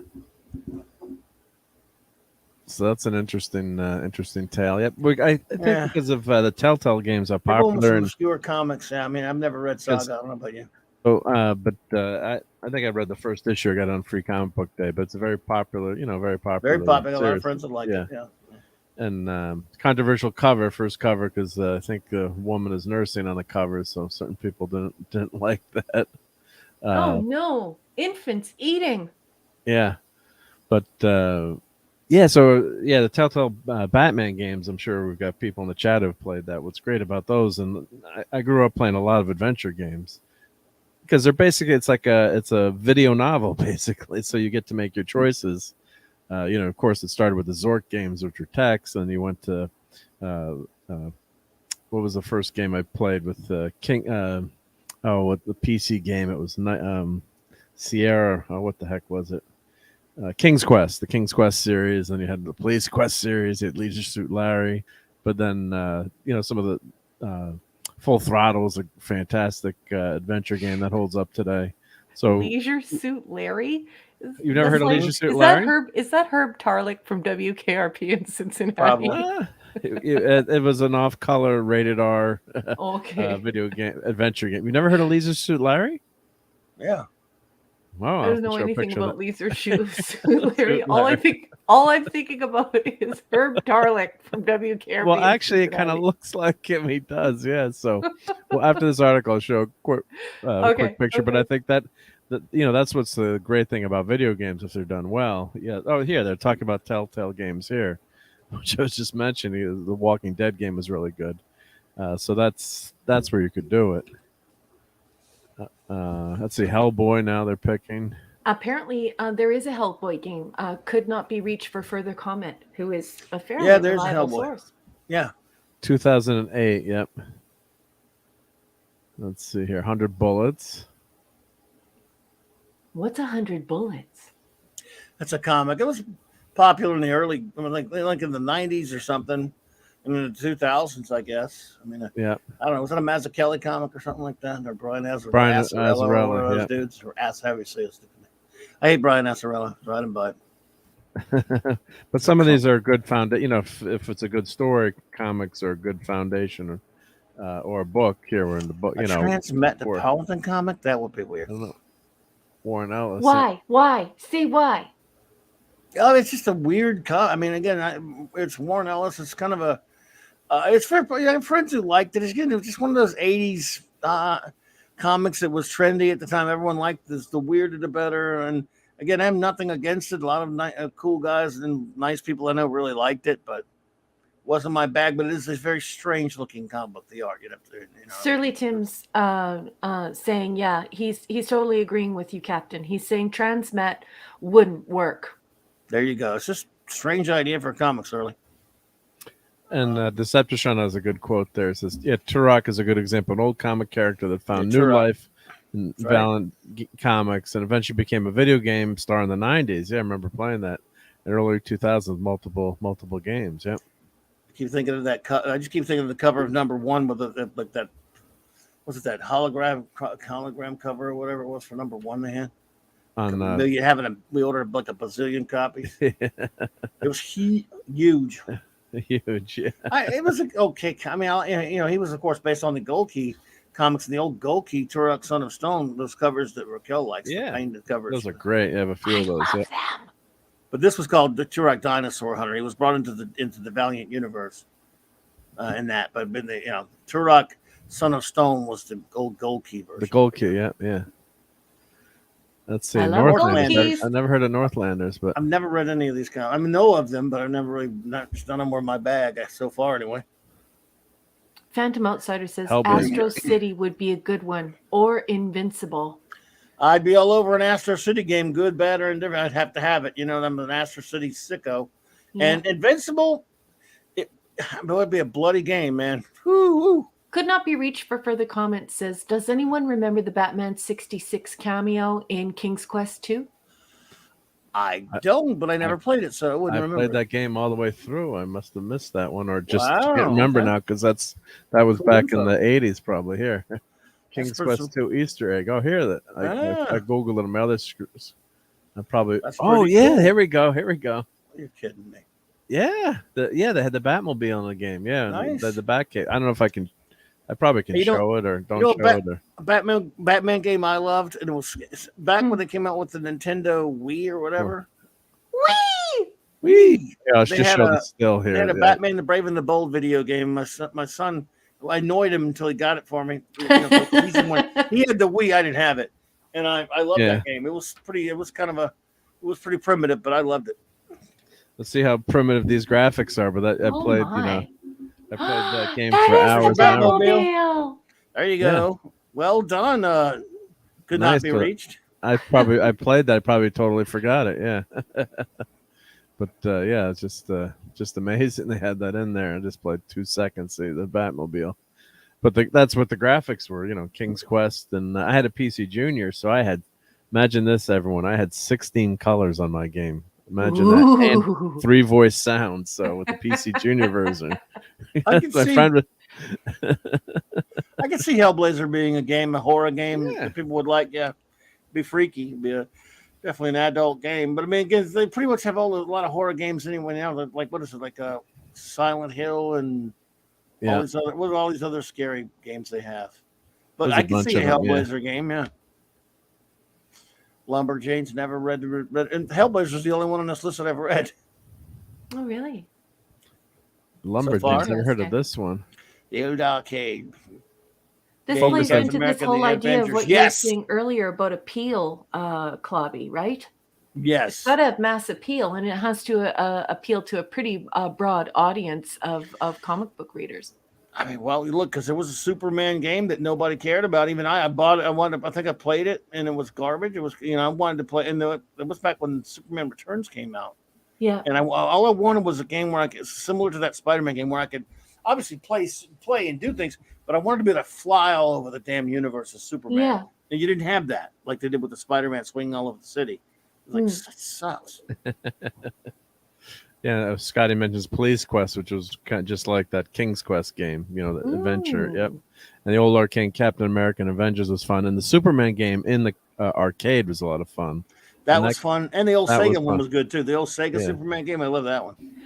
Phantom Outsider says, what is this list?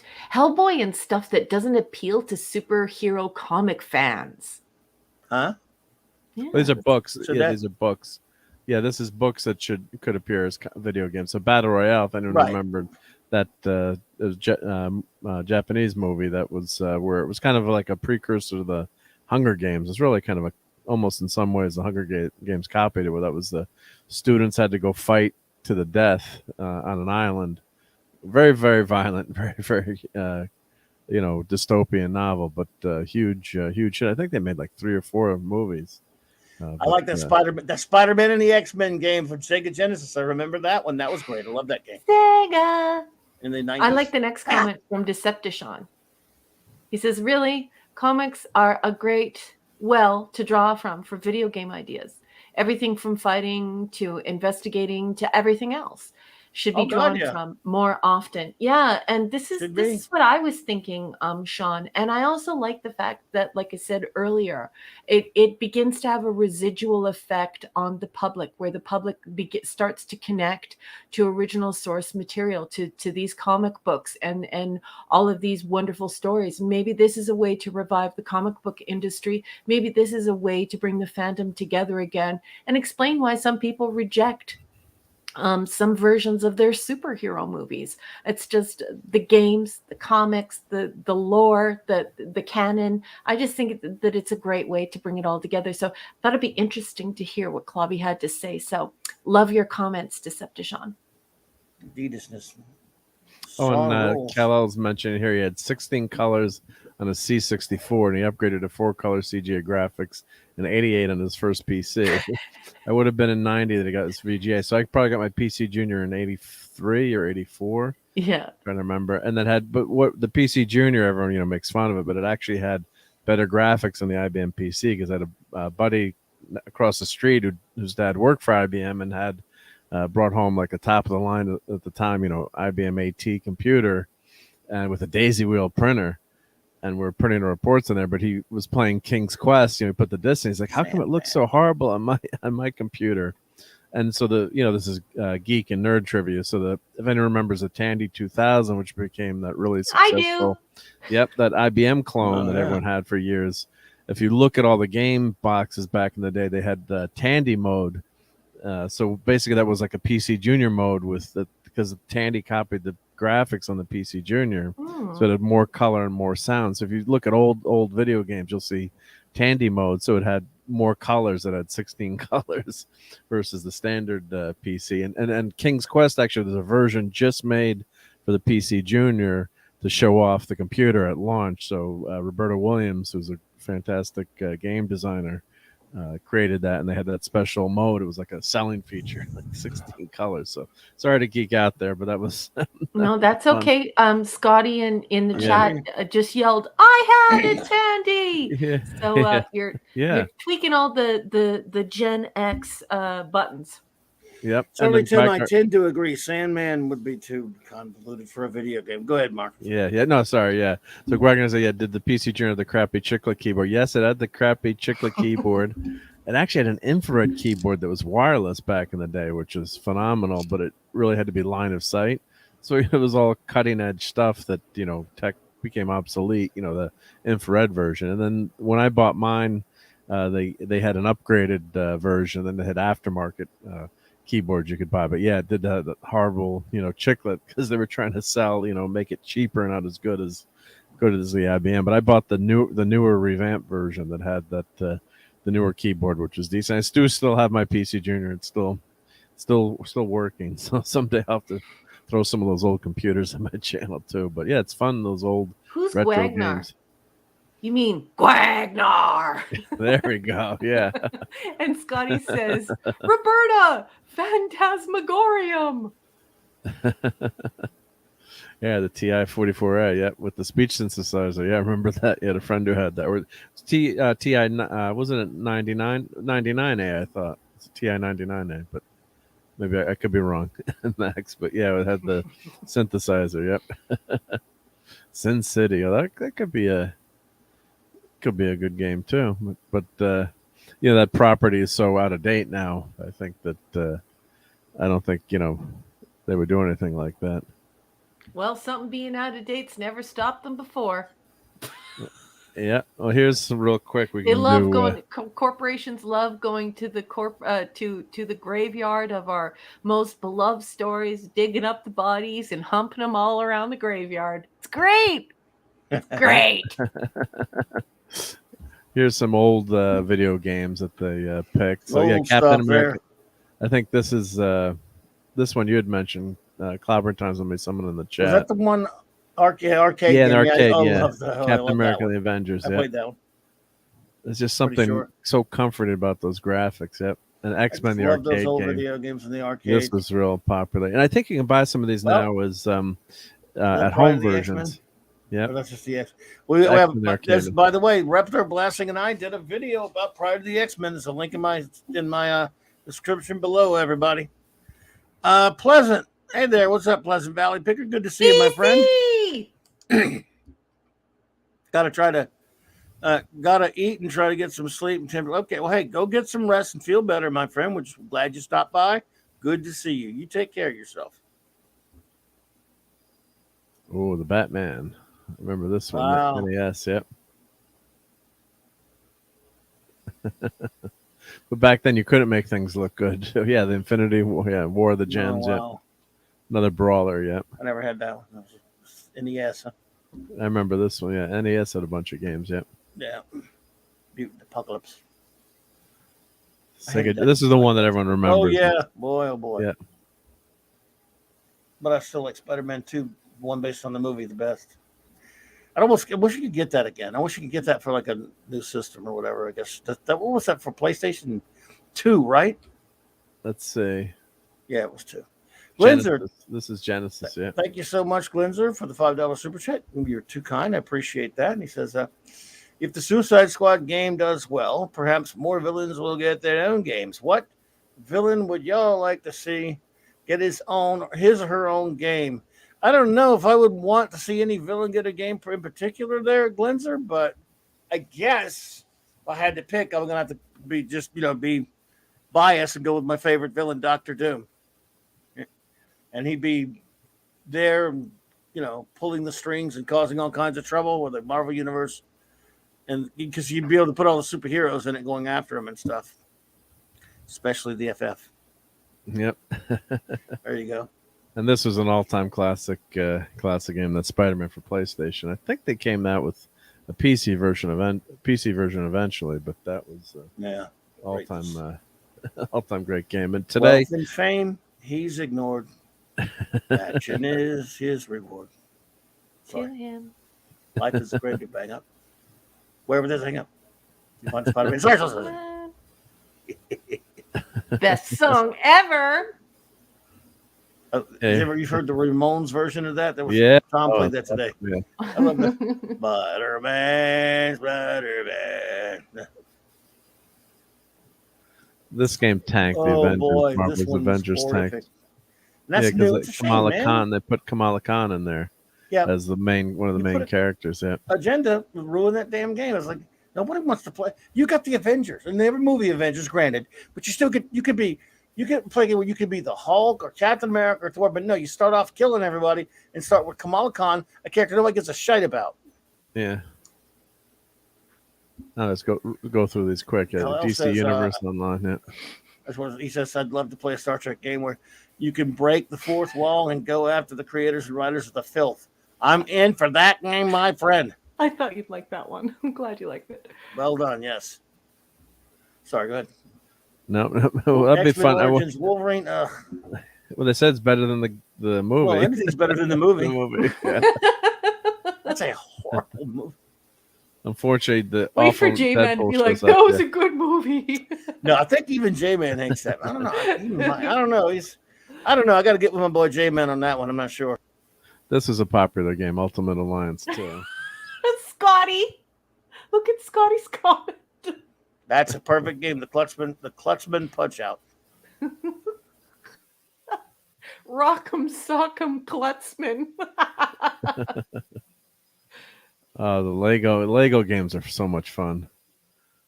They're silly, repetitive gameplay, but they're fun. Fun puzzler. The Star Wars, Lord of the Rings. Yep, those are fun. Yep. And Saints 4. I think was it Scotty that mentioned that in the chat. Someone's got powers in that game. Yep, that's pretty fun game. Yep, Infamous Second Son. I don't know what this is.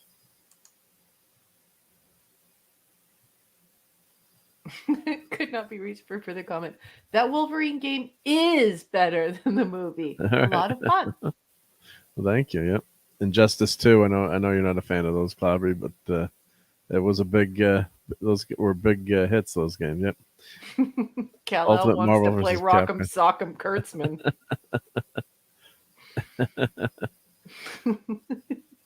And Miles, Guardians of the Galaxy, they picked as number 3.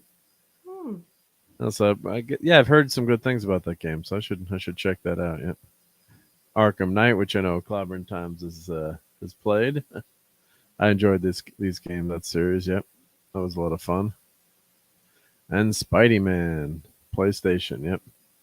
Yep. Jill says, all they have they all have funny names to get around legalities. Any similarity to real people is purely coincidental. Wink. Wink, wink. Yep. Let's see. I think I had found some great classic. Let's see, video games. Let's see. It could be like Jill and Kal-El. It could be like something totally harmless. Like, you know, when you used to go to the fair and you could get those those little mini bean bags that you throw, and you throw it at the target and you dunk the person in the water. It could be like that in the video game, only not water, but lava. Right? I'm for all for that. Did you mention Injustice? Yeah. See, I hate that costume. That sucks. Yeah, I know. So they had different costumes. You could get the real costume on there, I guess. Yeah. But that game wasn't that good. But I got it just because I wanted to see if it would be like the old days. You know. Captain James T. Skywalker.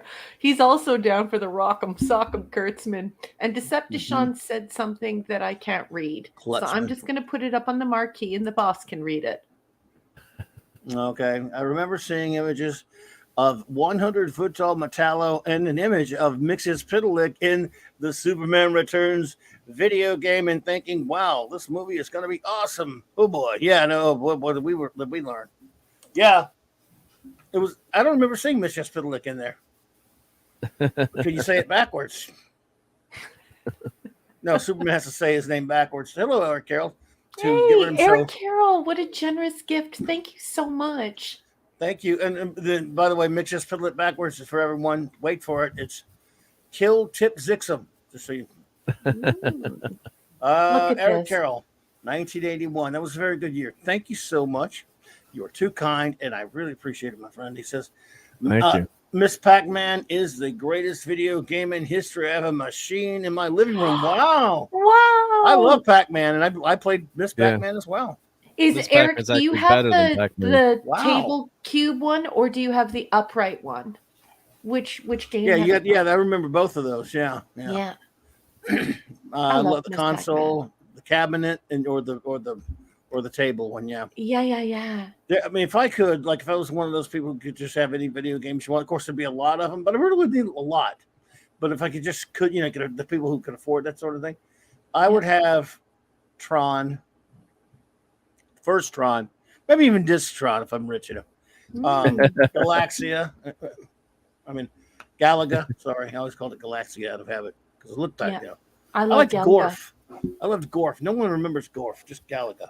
I loved Centipede. I love Galaga and Galaxia. And I loved the tabletop ones that were always in the pubs. That's what they made them for. When we had a restaurant, we had drink on them. 3 or 4 of them, and you could go and sit in the lounge side of the bar and just sit down and just enjoy them. But if I could have any video game, I agree with Galaga. I would want Centipede, and I would want them to be in those tabletops that they had in the lounge. Centipede, yes. But I want what I actually want that I may get in my retirement, even though that's quickly approaching. I'm a half a century old now. I want an original Star Trek pinball. Yeah, read your mind. Pinball. I love Star Trek one. That's awesome. Yeah, but also the video, the game, the Wrath of Khan video game they did. The console, they had a sit down one and they had a regular stand up. That sit down, it was cool. I love that game. Yeah. Well, real quick, this Dr. Doom's game, like you buy these games. This I think was what year? I'm not sure what year it was, but it's ancient. There you go, Blizzard. It's Doctor Who game. Doctor Doom game. Sorry. Yeah, and but you buy it like, oh, this game's gonna be so awesome. I still have the box, and then this is the artwork. You had Batroc in there actually, and like. The quality, wow. That's right. The quality of the, you'd fight it was a side scroll and you'd fight all these villains, and then you'd fight Dr. Doom. But just those are the graphics. So you're all excited to see the artwork, and then when you open it up and you play it, it was the time. When we were kids, we like that. Oh God, it was awesome. That's what you had, but you were still a little disappointed. You're like, this didn't play that well. It was. You had to use a keyboard on the PC, and it was Jill, you naughty daughter. I love this story. This is very similar to stories I'm familiar with. I'm just going to put this up on the marquee because it is such a cute story, and it is the story. It is the story of every nerd and geek. Galaga. I wasted all my quarters when my mom had to do laundry. I love you, Jill. Right? Oops. So you could buy Centipede for your home now too. So you can buy. You can actually make your own video game system. That's one of my bucket lists. Yeah, I get Donkey Kong too. Eric gave us an answer. He said, "I used to have a cocktail table Pac-Man machine when I was a kid. My dad got it from a bar." Awesome. Did either of you ever see a movie called King of Kong? Yes, that was a wild movie. Great movie. Raquel. That movie, you'd be surprised how great it is. It's about the Donkey Kong championships and these crazy guys. Oh, I watched that. Kong. Yeah, that was great. But I thought that was a series. No, it was just a Netflix. Or no, I don't know if it was Netflix, but it was on Netflix for a while. That was the one that was the full-length documentary. It was a documentary. King of Kong. Yeah, and the guy who tried to rig the game. Yeah, the guy that went in his house. Well, there's a big controversy. Allegedly. Bill, what was that guy? Bill, whatever to do with the weird. Yeah, he was like a Stan Lee of gaming. Yeah, he was one guy was like a crazy P.T. Barnum type character. One guy was like the geek / nerd who was played by the book. Yeah, who built a Donkey Kong in his like garage. Yeah, and then they were saying the game was changed so he could get a higher score. The guys were arguing. Fun movie. Yeah. Yeah, well, because what it did is it cut into the time that you would have to play. And so if you keep winning successive wins, then your score keeps going up. So, I am team that's cheating I'm on that side because he was playing it the way that you would play it in an arcade. Honestly, he didn't alter the chip, actually, it's the board. Good night, Chris. He didn't augment, or he didn't change the board to get rid of that intro time. So he went through every intro title. So I am team. That's cheating. Chris Persian, good night, buddy. Take it easy, man. Take care. Yep. Good night, honey. Mwah, mwah. Sending my love to you. Thank you for stopping in.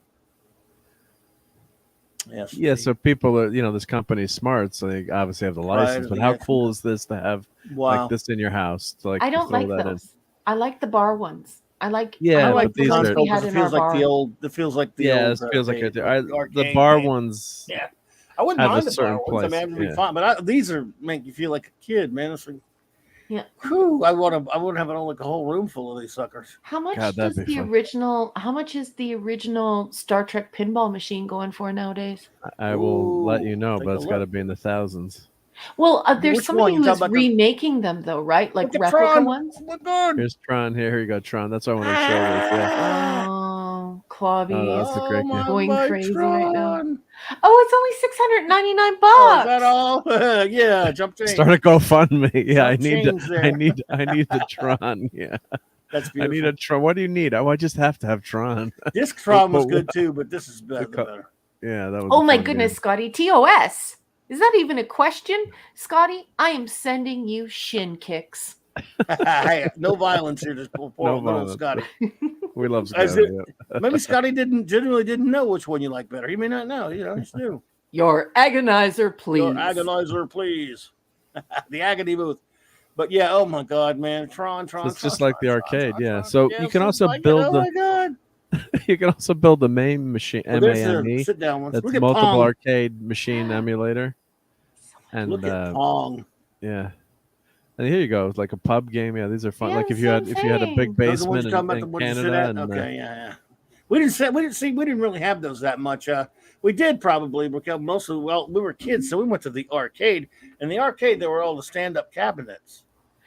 Yeah, but you have a mix of these. It's good. Like I grew up in a band, and it was like a real band, not like the way that bands are now. Yeah.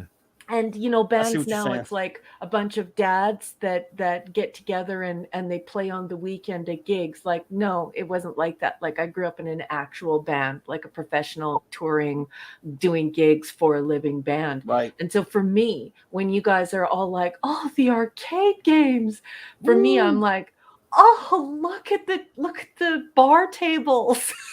Because those bar tables or pub tables, as they're being referred to on this site, they're not what jog my memory. Those bar tables are. You'd sit down to them, and I remember taking the ashtray away and putting the ashtray somewhere else so that I could play. And yeah. So for me, it's not the stand up. It's not the arcade version. It's what I would be playing in the bar. But some places you'd have a combination too. Like you could be more social playing, like the sit down version, and then the stand ups. They could line them up. Here we got Marvel Pinball. What did it start with? Did the pub style play? Did that start with Dig Dug? Because those were the first ones that I remember seeing. I remember seeing this Pac-Man at one of the places I played tennis as a kid. They had a Pac-Man game, and one of the kids glued a string to his quarter so we could get unlimited play. You go. I think the statute of limitations is out on that. But, hey, do you have any overdue library books? Let's just get your full guilt out on the table right now. Yeah, right.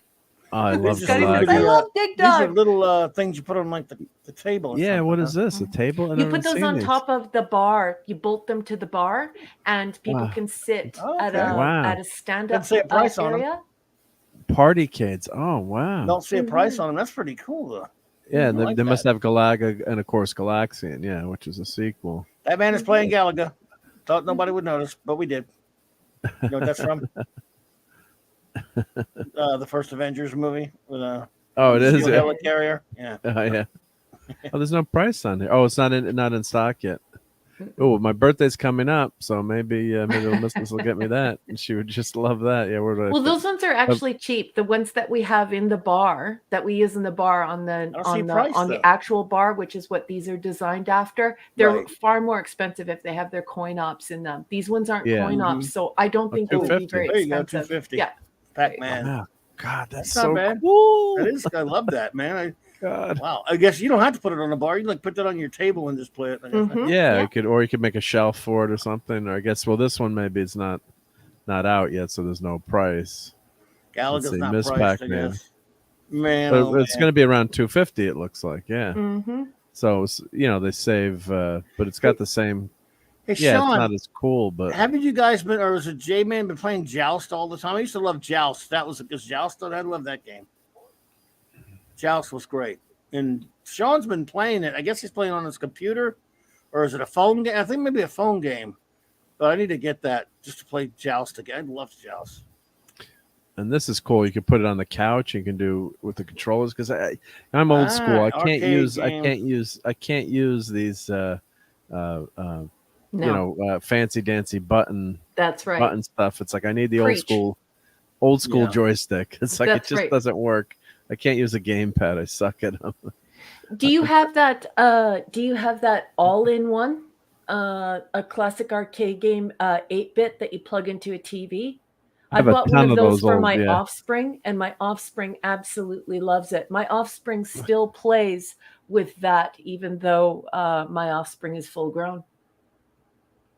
Well, I do have I use an emulator hooked up to my computer in my family room, and but I've always wanted to buy one of these or make one or buy the controllers. Oh God, this Star Wars game is this is like one of the ultimate awesome games. That was so cool. Got all 3 movies in it. You know who would see a I think lot Mike of has this? Like every day, is Pleasant Valley Picker. You know who has this game? Who? Retro Blasting must Michael have it. Retro Blasting has this. Oh wow! Yeah, this Pretty kind sure of he thing did is a what video on it, Pleasant didn't he? Valley Picker does. Did he do a video on this? What does Picker do? It's just pickers in Canada. They deal with a lot of retro stuff, like retro games, retro cars, retro signs, just lots of retro things. So they go around to different like estate sales and different auctions and different antique dealers, people who are looking to get rid of things, and they buy these items and they try and leave a little meat on the bone, and then they refurbish them or rehab them and sell them to the public. And I know there are a great many of these in pawn shops, in garages, in old abandoned pubs and restaurants, in small little one-horse towns that don't even have a traffic light. And so if you drive through one of them and you pick one of these guys up and have them rehabbed, you can save quite a bit of money. Hey, Dave. Hey, Dave. Cool. Hi, sweetheart. I love this. Wow. And Max Redstone. I liked Burger Time. Burger Time was... I loved Burger Time. It was Commodore 64, wasn't it? It was coming. Yeah, it was similar to...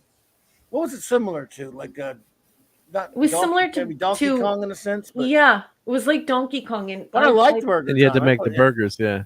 Yeah. Yeah, Burger Time. Burger Time came out in like 80... Late 80s, was it? Or 85, maybe 86. 80s, I remember playing it when it very first came out. I liked it. I liked it fine, but well, look at that. I love pinball. TNG. That game was pretty good, though, I have to say. Yeah. They don't have the original series was really just a motion picture, right? Sort of. Yeah. Oh no, I've seen I have seen someone make a Star Trek original series pinball machine, and it's really beautiful, but they're atrociously expensive. Oh God, yeah. Yeah.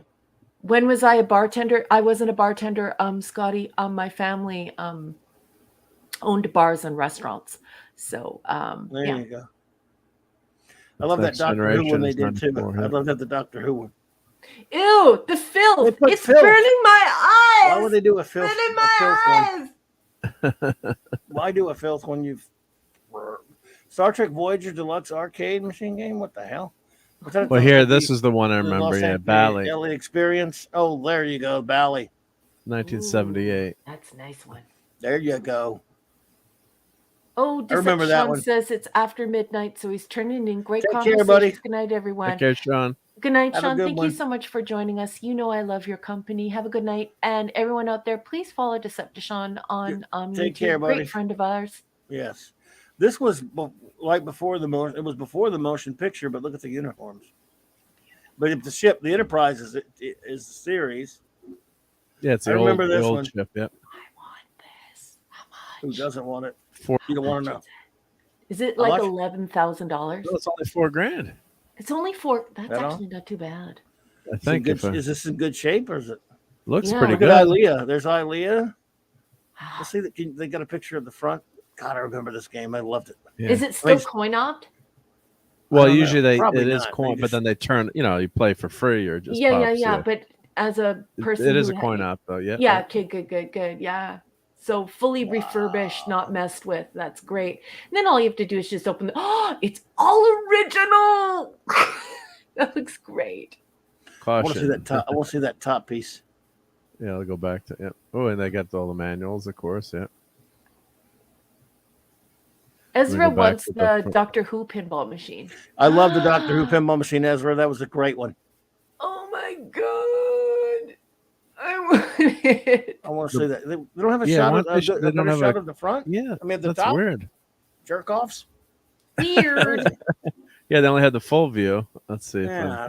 Scotty. Here I can zoom in. Yeah. And that was I remember, man, this is something. Look at look at those boobies. And that was after they knew about it, so they were making the motion picture at the time, I guess. Yeah, they kind of had an idea what the uniforms are like. Yeah. Oh, I remember seeing this. Pop Culture Republic is leaving. He's ducking out. Quack quack quack. Have a good one, Pop Culture Republic. Appreciate you. Night, honey. Oh, did you get your socks?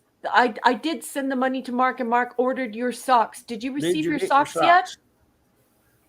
Pop? He should have gotten them, I think, on Monday, allegedly. I didn't check. But, allegedly, I love you so much. Well, Courtney, you never know with shipping right now. Clobbering Time sent me something to send to you, and it's delayed. Delayed, yeah. But they said it's still on the way. It's just late. Yeah. Is this? Oh, what's Pop, this game? As soon as your socks get there, I want a picture of your little feeties. Your little feetsies with your cute socks on them. Dredd. You got a Judge Dredd pinball machine. See, that's like a later Trek one, but it's still cool. Look at that. Yeah. Judge it's got Dredd, original characters. Pop Culture Republic. It is on the way. Thanks to Mark, who has. It's extremely difficult. Well, it's actually impossible to send for a Canadian to send an American something off of Amazon. So Mark bravely stepped forward and said, "You know what? I'll do that for you." And I was like, "You're the best friend ever. Thank you so much. Otherwise, I wouldn't even be able to give prizes out to the community without Mark's assistance. So thanks to the great Mark D with the C for being just a wonderful friend and a great community member. So thank you, Mark. No problem. Very easy. It's on the way. That's beautiful. Ooh. Wow. And Cal mentioned, there's a YouTuber converted the Star Wars arcade game into a full cockpit. Yeah, actually, I've seen that. What was his? It's a retro PC channel. He does with his wife, and he was actually an extra in one of the Star Wars prequels. I thought Michael had one of those. Wow, look at that art board on that. captain, yeah.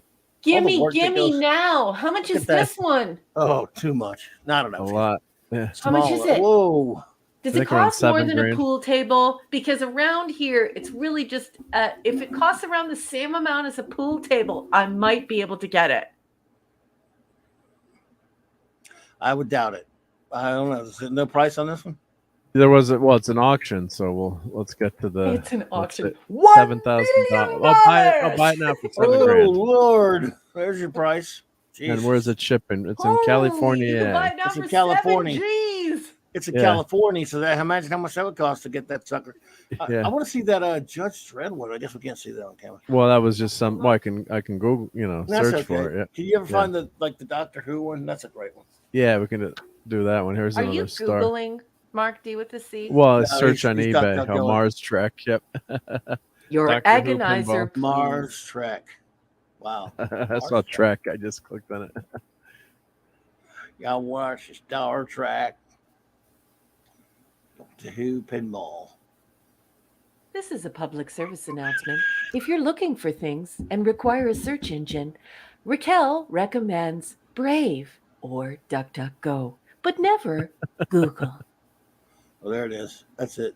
Yeah, they don't have. These are just parts. There's no whole game. Okay, yeah. Oh, Wow. Oh yeah, Remember that Calipari one. Thank you. Yeah, yes, retro recipes. I knew it was a but yeah, he's got a great channel, retro recipes. I love, and the dog is so cute on there. Yep. Now look at that from now after seeing all this time is crappy art. But it might look good on the video game though, right? Sometimes things look good on the. Well, that's it was game. a pinball machine, but yeah. That's pinball machine. Yeah, that's good. Sometimes I love things pinball. look. It's good enough. But Better than I could do. So what do I say? Oh, that one's nice. Yep. Oh wow. Alternate. Oh, you could change. You could change the artwork. I Ooh, guess. that Yeah. one's nice. Whoa, that's great art there. Yeah, so I guess someone made it and said, "Hey, I don't like that original art." Doctor Who is now Dr. Pooh. The real logo, yeah, now it is, but that's the real deal Doctor Who right there. The last one, awesome. That's nice. the end. Gorge. That's the greatness right there. Yep, that's all the original Doctors there, right? Yeah, 1, 2, Yes, 3, about 4, 5, 6. Yep.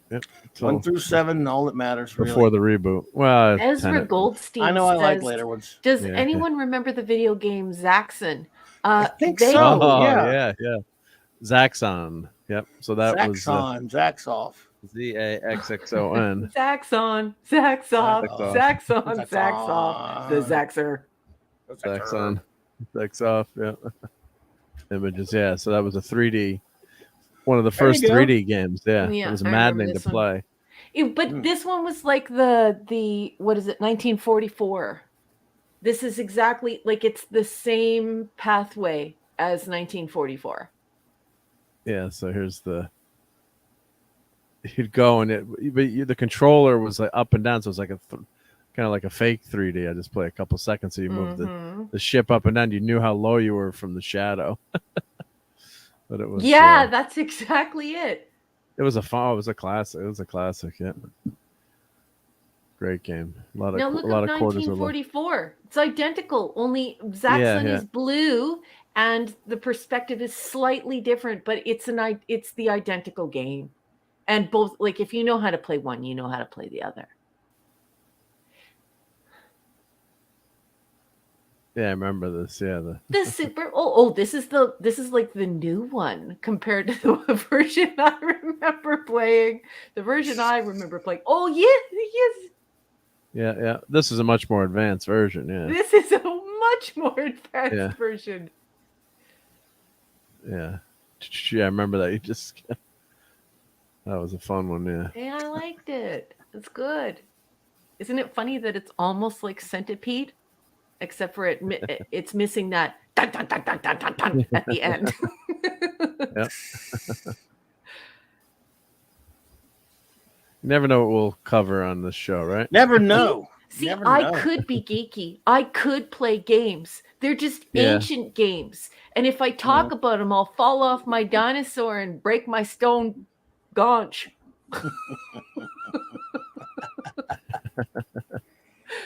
This is considered one of the greatest video games of all time, the Black Knight pinball. That was a great fun. Oh wow.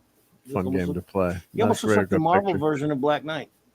A little bit, yeah. Black Knight 2000, and the game Talk to You, and it's one of the best games, yeah. Oh, could not be reach for further comment. River Raid, River Raid was a great Activision game back in the day. Yep. No, Kal-El, they're more similar than just that they're shoot 'em ups. They have the same play and attack pattern. Go and see. Play the original gangster version of 1944, and then play that Zaxxon game. They have the same play pattern and the same attack pattern. If you can survive the original 1944, you will play a decent game of Zaxxon. Yep. Yeah, so some great retro stuff there. Yep. Yes, sir. The one thing we should try to do Bridge Commander someday. That would be fun. Get Jill or someone to pop in. We could all play Bridge Commander on the show. We love you, Jill. Yep. Captain James D. Skywalker, break your what? Yeah, your stone gaunch, your stone underwear. It's a joke. Okay. You know what I mean? Okay. I was wondering what that was. You guys have never heard that joke?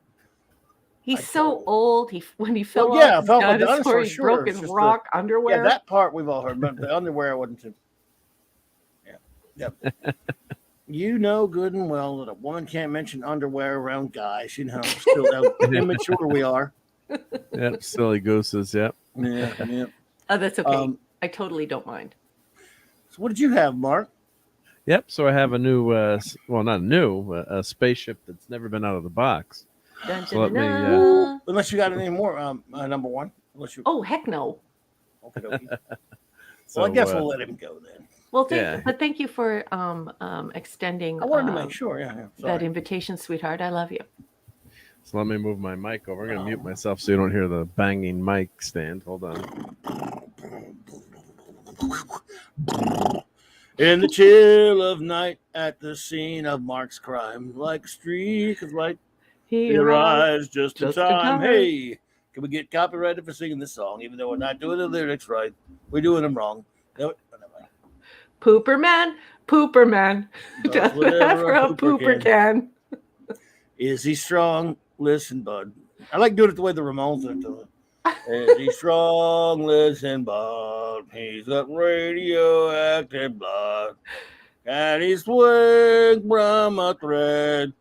Take a look overhead. Hey there. There goes the pooper man. I'm trying to not get caught. Don't get a copyright strike. I think that isn't that a little bit exaggerated when people say you can't even sing the lyrics of a song. I mean, I know Doomcock has to watch it, but I mean, I think it's because you have to pay fees, right? Like in Canada, you would have to pay a few lines though.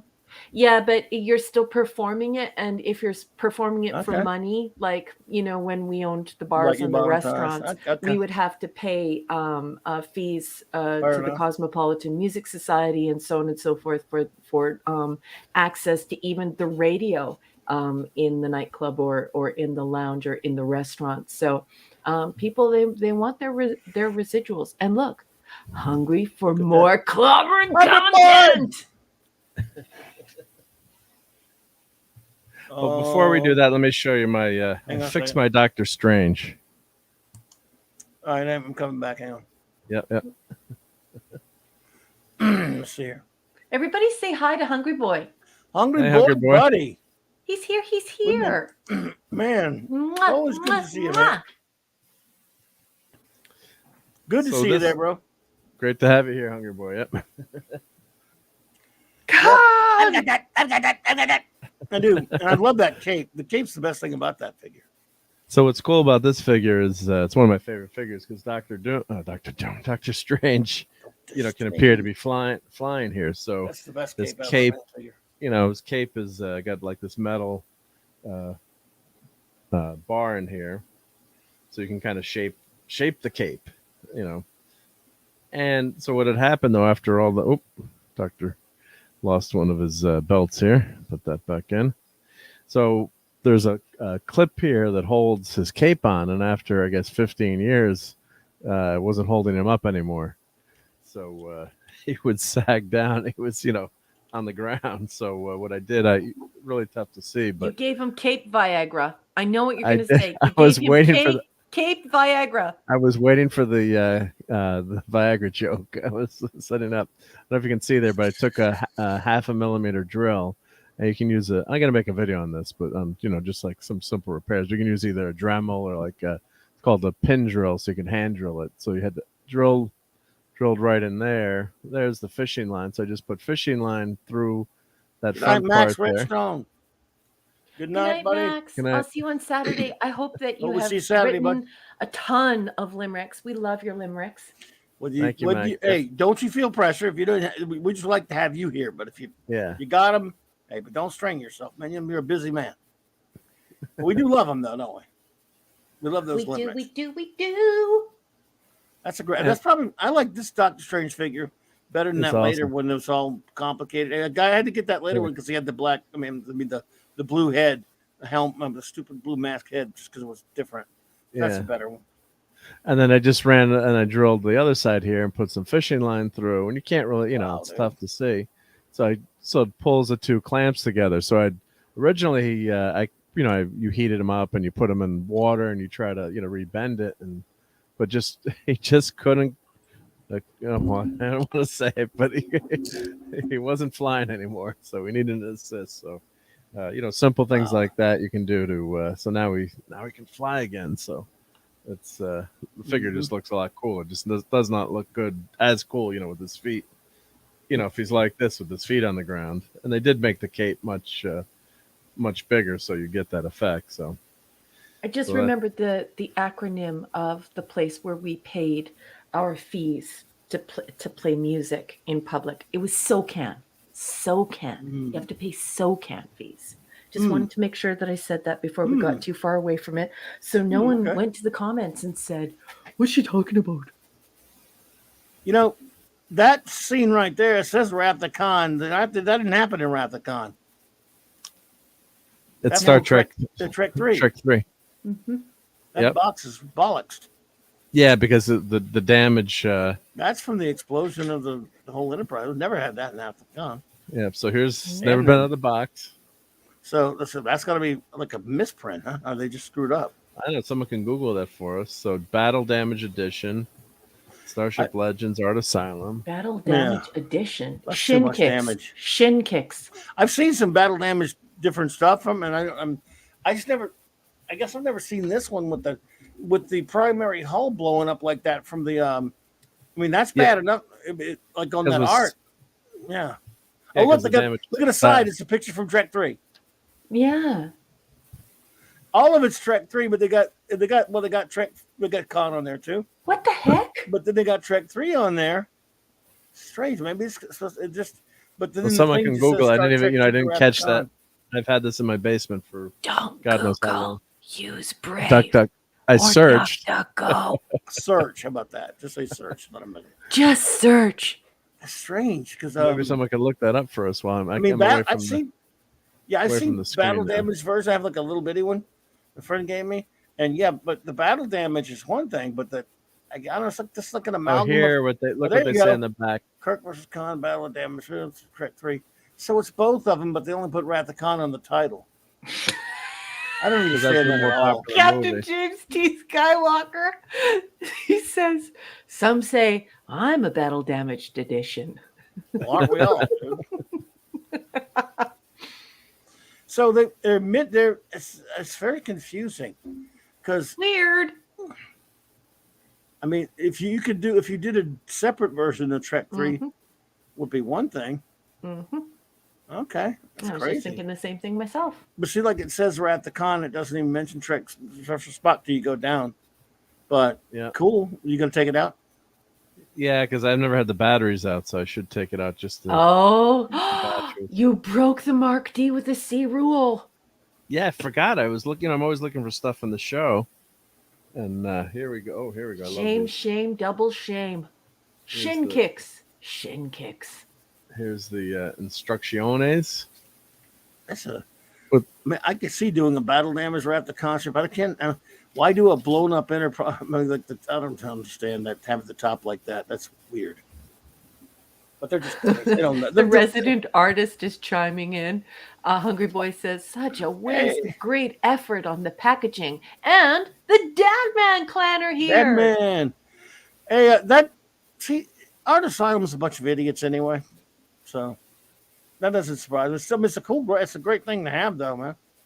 I'm just saying, it's kind of Art Asylum was the dumbasses that couldn't get in it. Their Enterprise toys were cool. Well, they didn't sell enough. They didn't do them right. I mean, they just made, you did like three pieces of the bridge, and you don't do the last piece, you jerks. Well, once it stopped selling, unfortunately, people didn't like Enterprise. I'm tired. I think I said "are here" instead of "is here." Tiki of Doom. Oh, that's okay. Tiki of Doom. Tiki of Doom. Hey. Oh my God! This is Wrath of Khan, and Khan's won in this one. Because the Enterprise is blowing up at the top.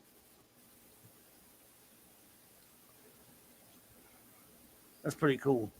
Wow, all this time it's still been an event at 20 years. Yeah, or someone can Google to see when it came out. It's about 20 years old if it's Art Asylum. Search, yeah. Oh, look, it's all in pieces too. Yeah, because you put the Ezra just yelled with superfluous exclamation points. Beautiful. So the cells aren't working. So I don't know if I should take this out or how can I get the batteries? You have to untie all those things. Yeah, I got to untie it. And this do you really want to do that? Yeah, maybe I don't actually. I'm thinking maybe I'm thinking you don't. Why? Yeah. Why wouldn't he? I gotta get to the batteries. Yeah, that's exactly my wife says. You're never gonna sell it. You can do a video of that though. They're right about that. Yeah, you should do a video where you unbox it and put it together. That might be something. All right, yeah, we could do that later. Oh, I don't mind you doing it here. You can. I'm saying you might want to make a little special video out of it. Yeah. Just saying, you're more than welcome to do it right now if you want to. Yeah. Let's see. We like seeing it. I gotta get my knife out. Knife. Could not be reached for further comments. Says, take it out. Enjoy it. Take it off. Strong. Listen, bud. And then Pleasant Valley Picker, who is of course an expert because he's a picker, he says, "Leave it! A huge collector's item!" Exclamation point. Probably is. I open everything too. Could not be reached for further comment. I open all of my dang toys. I don't let my toys suffer. Captain James T. Skywalker says it's unboxing day. Are you opening it? Well, I thought you were gonna do a video. That's cool though. Hey. Well, I got the video here. I could do it. We could clip this and show it. Pleasant Valley Picker, who deals in buying and selling these things, says, "I can't watch. He's ruining the value." How much is it worth in the box on eBay? I don't know. Should I go check? Should I search? You could. You should search. Yes, you should search. Battle damaged. Art Asylum. Star Trek to Rathcon Enterprise. New in box. Make sure you enter into your search in the chill of night at the scene of the crime. No, don't put that in there.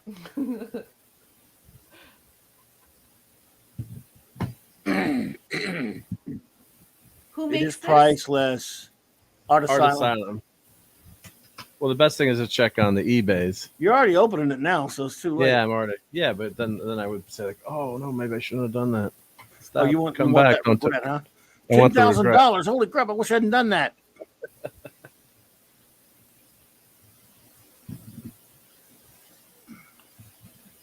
According to this Goodwill site, Jill, what?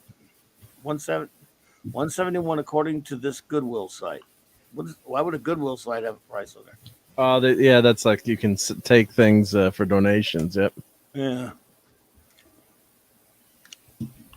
Weird, wild stuff. Sold for $300, dude, and you just ruined it. Doesn't matter. He's not going to sell it anyway. I never sell it anyway. Yeah. It's weird, wild stuff. Wild. $300 for that one. Well, I guess I'm guessing this is a rare. Could have sold it too, dude. Wait, I'm going to look. You could have sold it. Now you've ruined it. Dun, dun, dun. Da, da, da. I'm telling the missus. Oh! Oh no. What? Okay, so there's another version of this that doesn't have all of the damage to the hull. It's not worth as much as the one that has the damaged hull. I tell you, there was a screw up. The one with the damaged hull is selling on eBay from Japan right now for $230 plus in American dollars, obviously, plus $37 US shipping. So 40, 60, so is it 70, more 80. worth it to you to do this now than the money $280 American. And you have to send away to Japan. There's another person who has one, but the box is opened. They live in the United States. And it is signed by William Shatner. It is $300 US, and the person wants $33.65 shipping and handling. Was it worth it to? It's worth it for the show. Yep. Are you? Because you were never going to sell it, were you? Do you think I would sell anything? Never. Are you kidding? As long as you never sell it, then that's okay. But if you're actually, oh no, I could have sold it, that kind of thing, then I'm like, well, whatever. Screwed up. You effed I'm just up. trying to preserve the You box as I trusted take us. it out. Why? You get to say you save all your boxes? Oh, I save all the boxes here. You must have like 50 million boxes in a different house somewhere. Now think about her. The beautiful, wonderful, cute person who loves him and gave him kids, gave him offspring. Yeah. Think about all those boxes. Poor Dave. Dave's having a meltdown. He told her, I can build a house out of all these boxes. There's so many of them. He can build a house out of them. You guys gotta see. Well, the box is pretty good shape there. Look at Dave. Is he crying? I love it, Dave. Dave, I love it, honey. First time. So funny. The batteries are probably no good. Well, the batteries are still good. That's why I wanted to. You got to open it. The batteries, could go bad on me. So 20 years old. I'm surprised they didn't corrode already. Let's see here. Oh, you are way up there. Better climate. Guess it could be it. Yeah, that's so weird with the hull damage like that. And then I guess they rig it. I don't know. I guess they think you can pretend that the Enterprise is blown up from Trek 3 and 4. It's like, yeah. And you get like a double. And my God bones. It does. What have I done? Some sort of fantasy element, Captain. You're onto something there. And it really, I need to do a little bit more research, but it pretty much looks to me like this is exclusively shipping out of Japan. There are a great deal there are many of these in Japan, and not quite as common as the ones that don't have the hull damage. The ones that don't have the hull damage are pretty easy to find in the United States. They're going for $190 plus shipping and handling, American. But the ones with the hull damage on them, they're all coming from Japan, it looks like. Or from Mark's basement. Or from Japan. Or Mark D with the C's basement. We don't disagree on much with my good friend Hungry Boy, but I don't agree. I mean, I love the refit better. He says round nacelles only. Boo, he said. I love the refit better, even though I love the round nacelles just as much. I love the round nacelles. I love them both. Or nacelles. Don't write anything in the comments. We already know that some people say nacelles and some say nacelles. So we're on the try me mode. Let's go normal play. So now the lights work. Let me turn the lights up over here. Hold on. Oh, you got me? Yeah, I got you, honey. Yep. I can hear you. We hear you. So let me turn the lights off in here so we can see the. Go for it. In the chill of night, Kirk says on Genesis, my God bones, what have I done? What you had to do, what you always do. Turn death into a fighting chance to live. I love that scene. Scene gets me every time. Yeah. It's beautiful. And that's about 100 times I've watched it.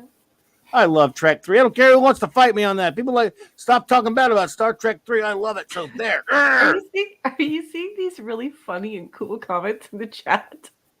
Hungry Boy says, LMAO, Raquel. I just say space cigars. Nacelles. I love you, Hungry Boy. Eric Carroll says all the best stuff comes from Nihon or Nihon. I think it's Nihon if it's Japan, right? Damn right could not be reached in Tiki of Doom. Damn right. Trek 3 rules. I mean, look, I'm not saying it's better than Trek 2. I mean, I'm not unrealistic, but I love it. People brag on it too much. I'm going to go get some new fresh batteries because I don't think the lighting effects. Yeah, these batteries are really, really old. So fresh, you could almost slap them. But yeah, I had this in the. I was looking for something to show. I was in the basement. I'm like, oh, what's this here? I forgot. This is still in the box. Oh, and 3 AAAs too. Wow. Kal-El, I kind of see what you're saying. I remember that. Possibly unpopular opinion. I liked the Enterprise A, which was the Yorktown Chase Enterprise, but not the one from Star Trek V. I liked how it looked at the end of Star Trek 4, particularly the bridge. It did look a little bit different, but it was, still the basic design, but the inside, the bridge looked way different. Yeah, but that scene's beautiful, so it didn't matter. It's a wonderful scene at the end of Trek 4. Yes. Okay, I'm going to close this out now so that I can actually focus on the things you guys are saying. That ends the research cycle of the hull damaged Enterprise. The bureaucratic mentality is the only one constant of the universe. We'll get a freighter. All due respect, Doctor, I'm hoping for Excelsior. Excelsior? Why in God's name would you want that bucket of bolts? Ship is a ship. Aye, sir. I will be done. Yeah. My friends, we've come home. God gets me every time. I love that scene, damn it. I can watch it over and over again. Oh, Dave. Let me check to see this now just add lighter fluid in a match for a more immersive experience. You mean a more explosive experience? Yeah. The ship's damaged enough, thank you very much. Hungry Boy says, ouch, Dave. 0, 0, 0, destruct. Mark, D with the C, 0. That's a good one. Look at that ship. Man, I don't think it was that beat up, though. In fact, I know it wasn't that beat. It was, took some hits. I think there's too much scarring on this side of the primary secondary hull. Mm-hmm. The black mark's a bit too much. I don't think they watched because in the end, in the beginning of Trek 3, when Scotty's fixed the barn door after the horses come home and they're coming into the space station, mm-hmm. There's a shot of it where it's just not that big. Nope. If I'm thinking of, and I know my Trek 3, I don't think that was anywhere near as big as that black spot. No, and there's too much damage to the top side of the saucer section. Yeah, that's and Eric Carroll yells, "Up your shaft! Up your shaft!"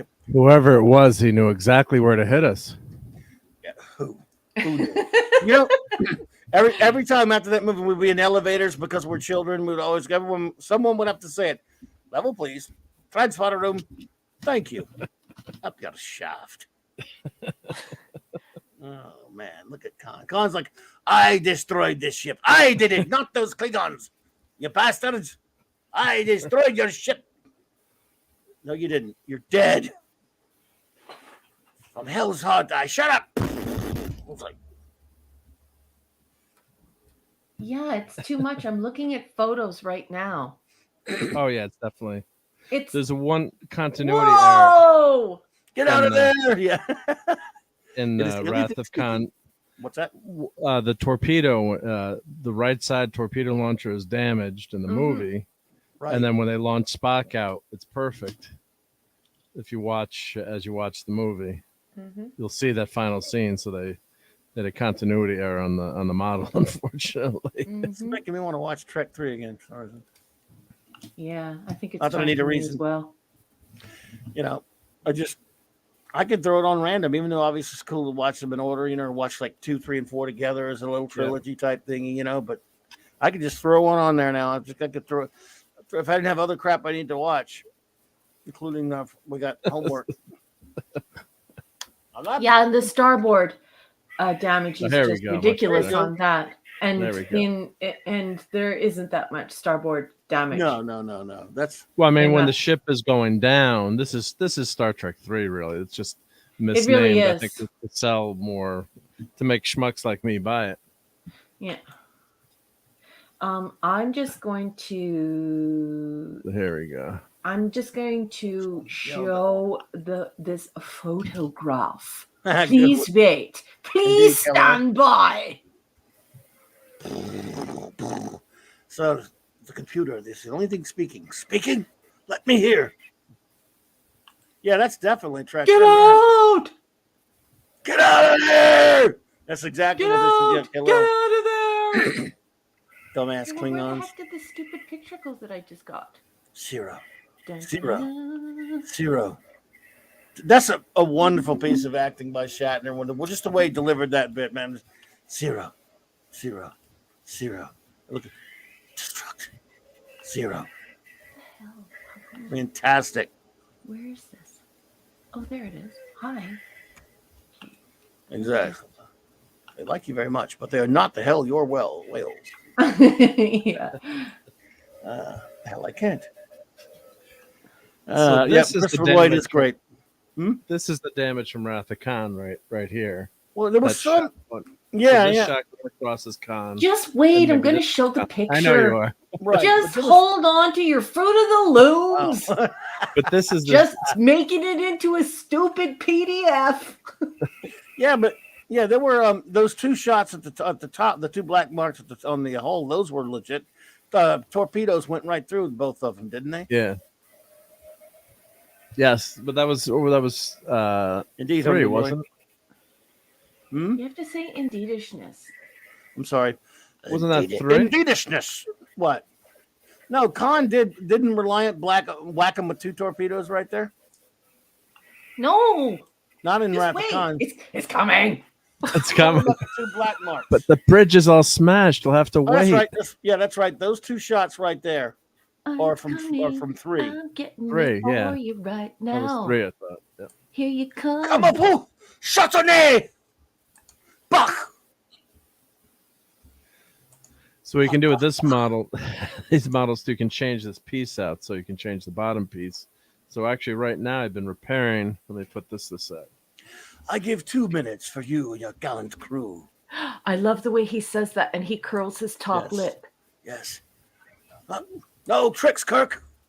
No tricks. I look forward to meeting you. Whoa, there's a beautiful one. Whoa, wow, where'd you pull this one out of? It must have been a beautiful baby. That's fantastic. Lovely beautifulness. Yep. So I've got, I think I've got 3 or 4 of these actually. No, she's a beautiful lady and we love her. Nice. So this is the Wrath of Khan talking version. So I'll hold her up to the mic. Let me put this one back so we I am the Enterprise, but I am speaking for Khan. Yeah. Okay, I've just uploaded it, boss. You go ahead and access that at your leisure. Just go ahead and click add to stream whenever you would like to show it. All right. There you can see Star Trek II, The Wrath of Khan, no starboard damage. Star Trek III, The Search for Spock, starboard damage. And then you can see the damage to the saucer section. Right, from Trek 2. Mm-hmm. Exactly, from Khan's photon torpedoes in the blasting Matara Nebula battle. Right. Yeah.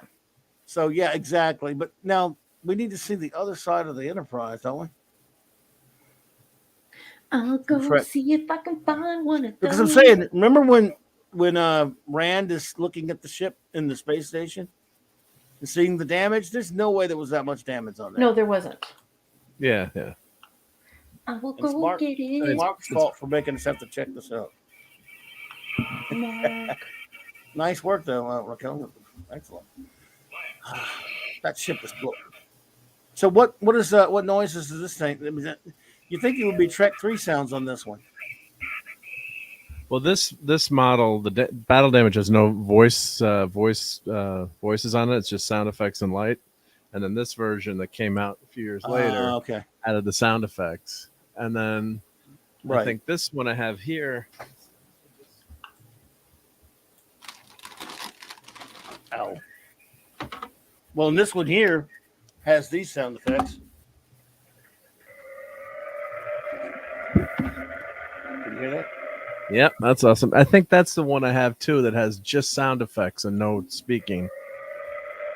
This is A, though. The A, yep. I wanted no bloody A, but let me see if I have the A. Got it. Oh, nice. Come in. I have very tiny, like not a micro machine, but a smaller, like Hot Wheels size battle damaged Rathacon It's coming. that Ace Cast Iron gave me. Actually, he got it at the Vegas experience, and he gave it to me. I don't know how rare it was, but it was a small one. But it's cute little guy. Yeah. Yeah. So what happens with these ships, as Raquel's pointing that out, these stands are a horrible design. So,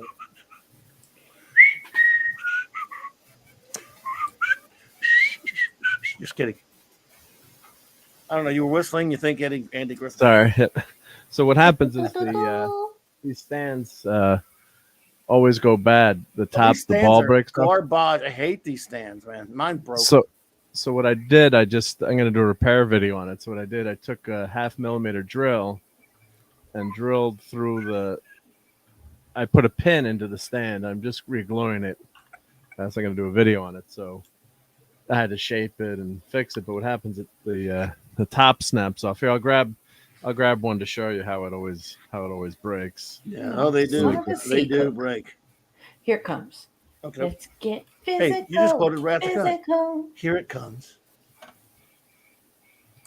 You Here quoted it Rathacon comes. without even meaning to. The boys in the bright white sports cars. I give you 60 seconds, Admiral. Well, hello there. Star Trek 2 damage control. Just say when, Scooby Dooby. It's coming. I'll upload it now. I love hanging out with you. I love hanging out with you. That's Here it comes will be the line. Yes. What? Oh, I'm actually wearing my Wrath of Khan shirt tonight too. So I'm wearing a Wrath of Khan shirt right now. No, damn you! I want one. I need one. I'm going. Who's going Sunday, by the way? I'm probably gonna go at 7, but I gotta see if I'll be back for my show. I can't wait. TNT at the theater. My in-laws are visiting, and I couldn't tell them to reschedule their visit to celebrate a birthday. Could you come another day so I can go see Star Trek the motion picture? That wouldn't go over so well. So what happens on these suckers? The damn ball always snaps off here. So what I hate it when my balls snap off. It sucks. So what I did, you can buy a pin drill set on Amazon or of course Hobby you House. can. And you could drill this and just take I'll do a whole video on it. Take just a sewing needle or a very really small nail. And what I did, you drill in. Oh, sorry. No, it's okay. Yep. Yeah, that's that damage. That's that damage. Here, let's show on the. Yeah, that was again that one part of way too much. Too much though. Yep. The torpedo tube is damaged. Yep. Isn't that from Trek 3? This one that I'm showing? Yes. No, this is 2. This is when it cuts. Comes home, right? Yeah. Yeah. Okay. I mean, I'm saying in there a scene from Trek 3 where they see it, after, where they show it. That for you. No, you don't have to. I'm just saying there's a scene where I just never remember it being as bad as it is on that. I got you. No, you're good. But so everyone knows that's what the battle damage should look like. The image that he just showed you is the Star Trek 2 battle damage, the one that I just gave Clobby. Anyway, that's like I said. That's even though it's got Star Trek 2 the Wrath of Khan on there, that's pretty much Trek 3 ship about to be blown to bits. It is a Star Trek 3 damage, and it appears because this is some type of Japanese play. It's imagining a play. It's actually kind of cool that they did this. Well, I think it's maybe it's just ended up with a lot of them in Japan. I don't know, but anyways, let me. So what I did, I pinned this. I drilled this and glued it. So there's a metal pin now. You probably can't see it through the clear plastic, but just on because it's not focusing on the. You might be able to see the tip of the pin there, but so metal going through here, so I'm hoping that with that metal pin there, re-gluing that it Nice. won't break off. Although I do have in this box. So there's the stand as it came, and here's there's the pin, or excuse me, that's how it's supposed to look. What happens is that the piece is rubber in there that holds it. So if you look here, all these ships come with a separate bottom. So they give you a bottom that you can hang the ship, although they don't give you a mechanism to hang it. You got to just jury rig fishing line, but there's no mechanism to hold it. But the piece that it goes in there, let me show you that. It's plastic.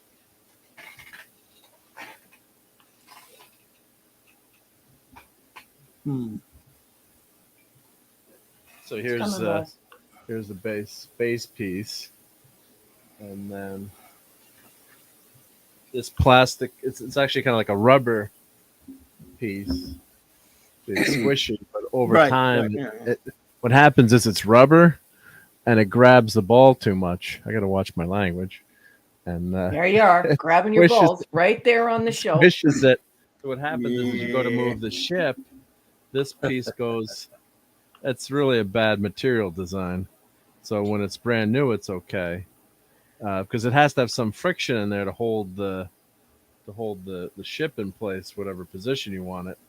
So the ball goes into here. So what happens over time, I think it catches or grabs too much, so then you've got that weak point there, so it snaps. So they all break. So hopefully, if this repair works, then I could show you how to fix yours. So I think it's gonna work.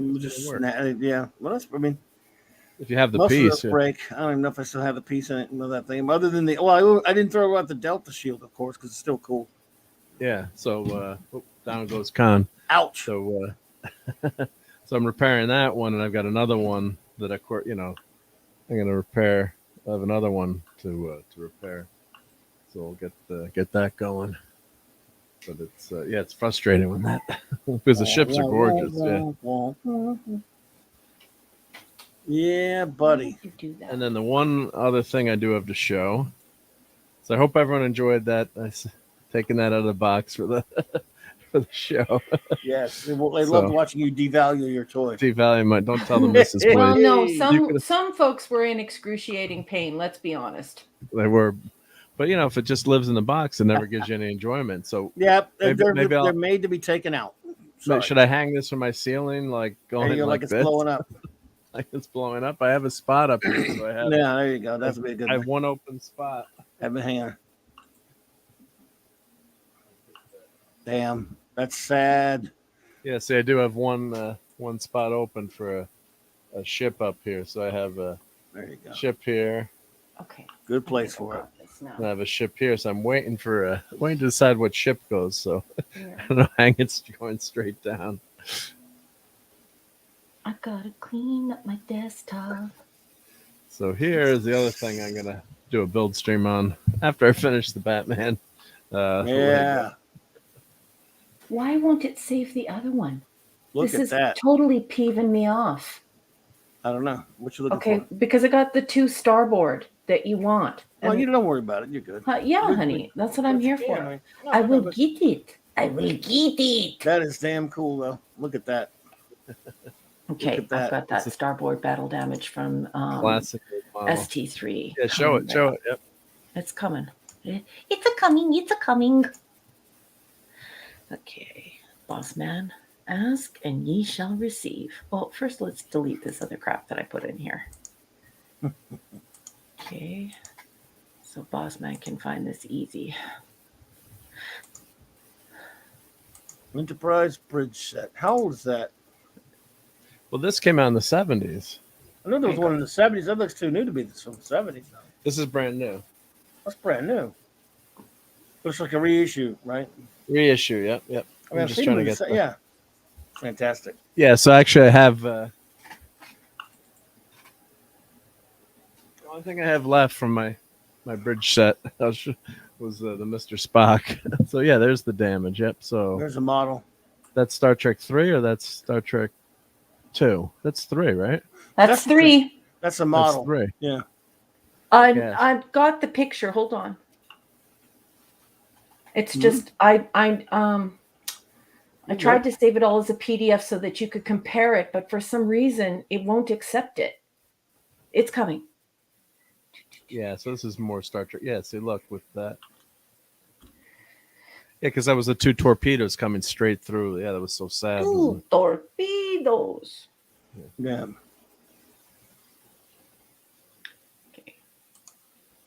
This better be it, or I'm going to commit Harikiri, however you want to say it. I'm not Japanese. Don't make fun of me. Yada yada. Yada yada. So. Yada yada. See, the thing is with these toys too, if you don't get the batteries out, the batteries corrode eventually. So those batteries, I can't believe how long they lasted in there, and then your toy just corrodes. And I've had one of these where there was a lot of damage to the battery compartment. So I always use lithium batteries. I can just show it. I got one. Go if it'll make it easier for you. You got one? Okay, because I've got one that's coming up, but I don't understand why StreamYard keeps asking me to sign in every time I try and upload one of these things. Really? That's weird. And that's why it's like taking me so long to do something that should be it's super simple to do. Right. Well, we'll just show this one. We'll see there. There's your. That's 3, right? Yes, that's it flying into the dry dock right there. Yeah, and that's the one that I. That's the one that I just. There you go. Anyway, so that's the one, and I could just imagine that scene. Well, that's when it's leaving the dry dock to. No, that was when it was coming in. Oh, there you go. Yeah. So there's that starboard damage. Right. Excessive for at the beginning. Yeah. For 3. There you go. Yeah, because take the ship out under computer control, and it's barely holding together. Yeah. Mm-hmm. Yeah, that's the damage when it's going into the.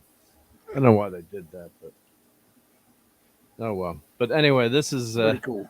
This is the only thing I've left from my Enterprise playset, bridge playset for model was the Spock figure. I had that left, so I put him in the Coliseum, bred in circuses. But his feet broke off. He's on my desk. I plopped. He has no legs, so I had to put some. Let me just throw Spock in there. Looks ridiculous, but what the hell?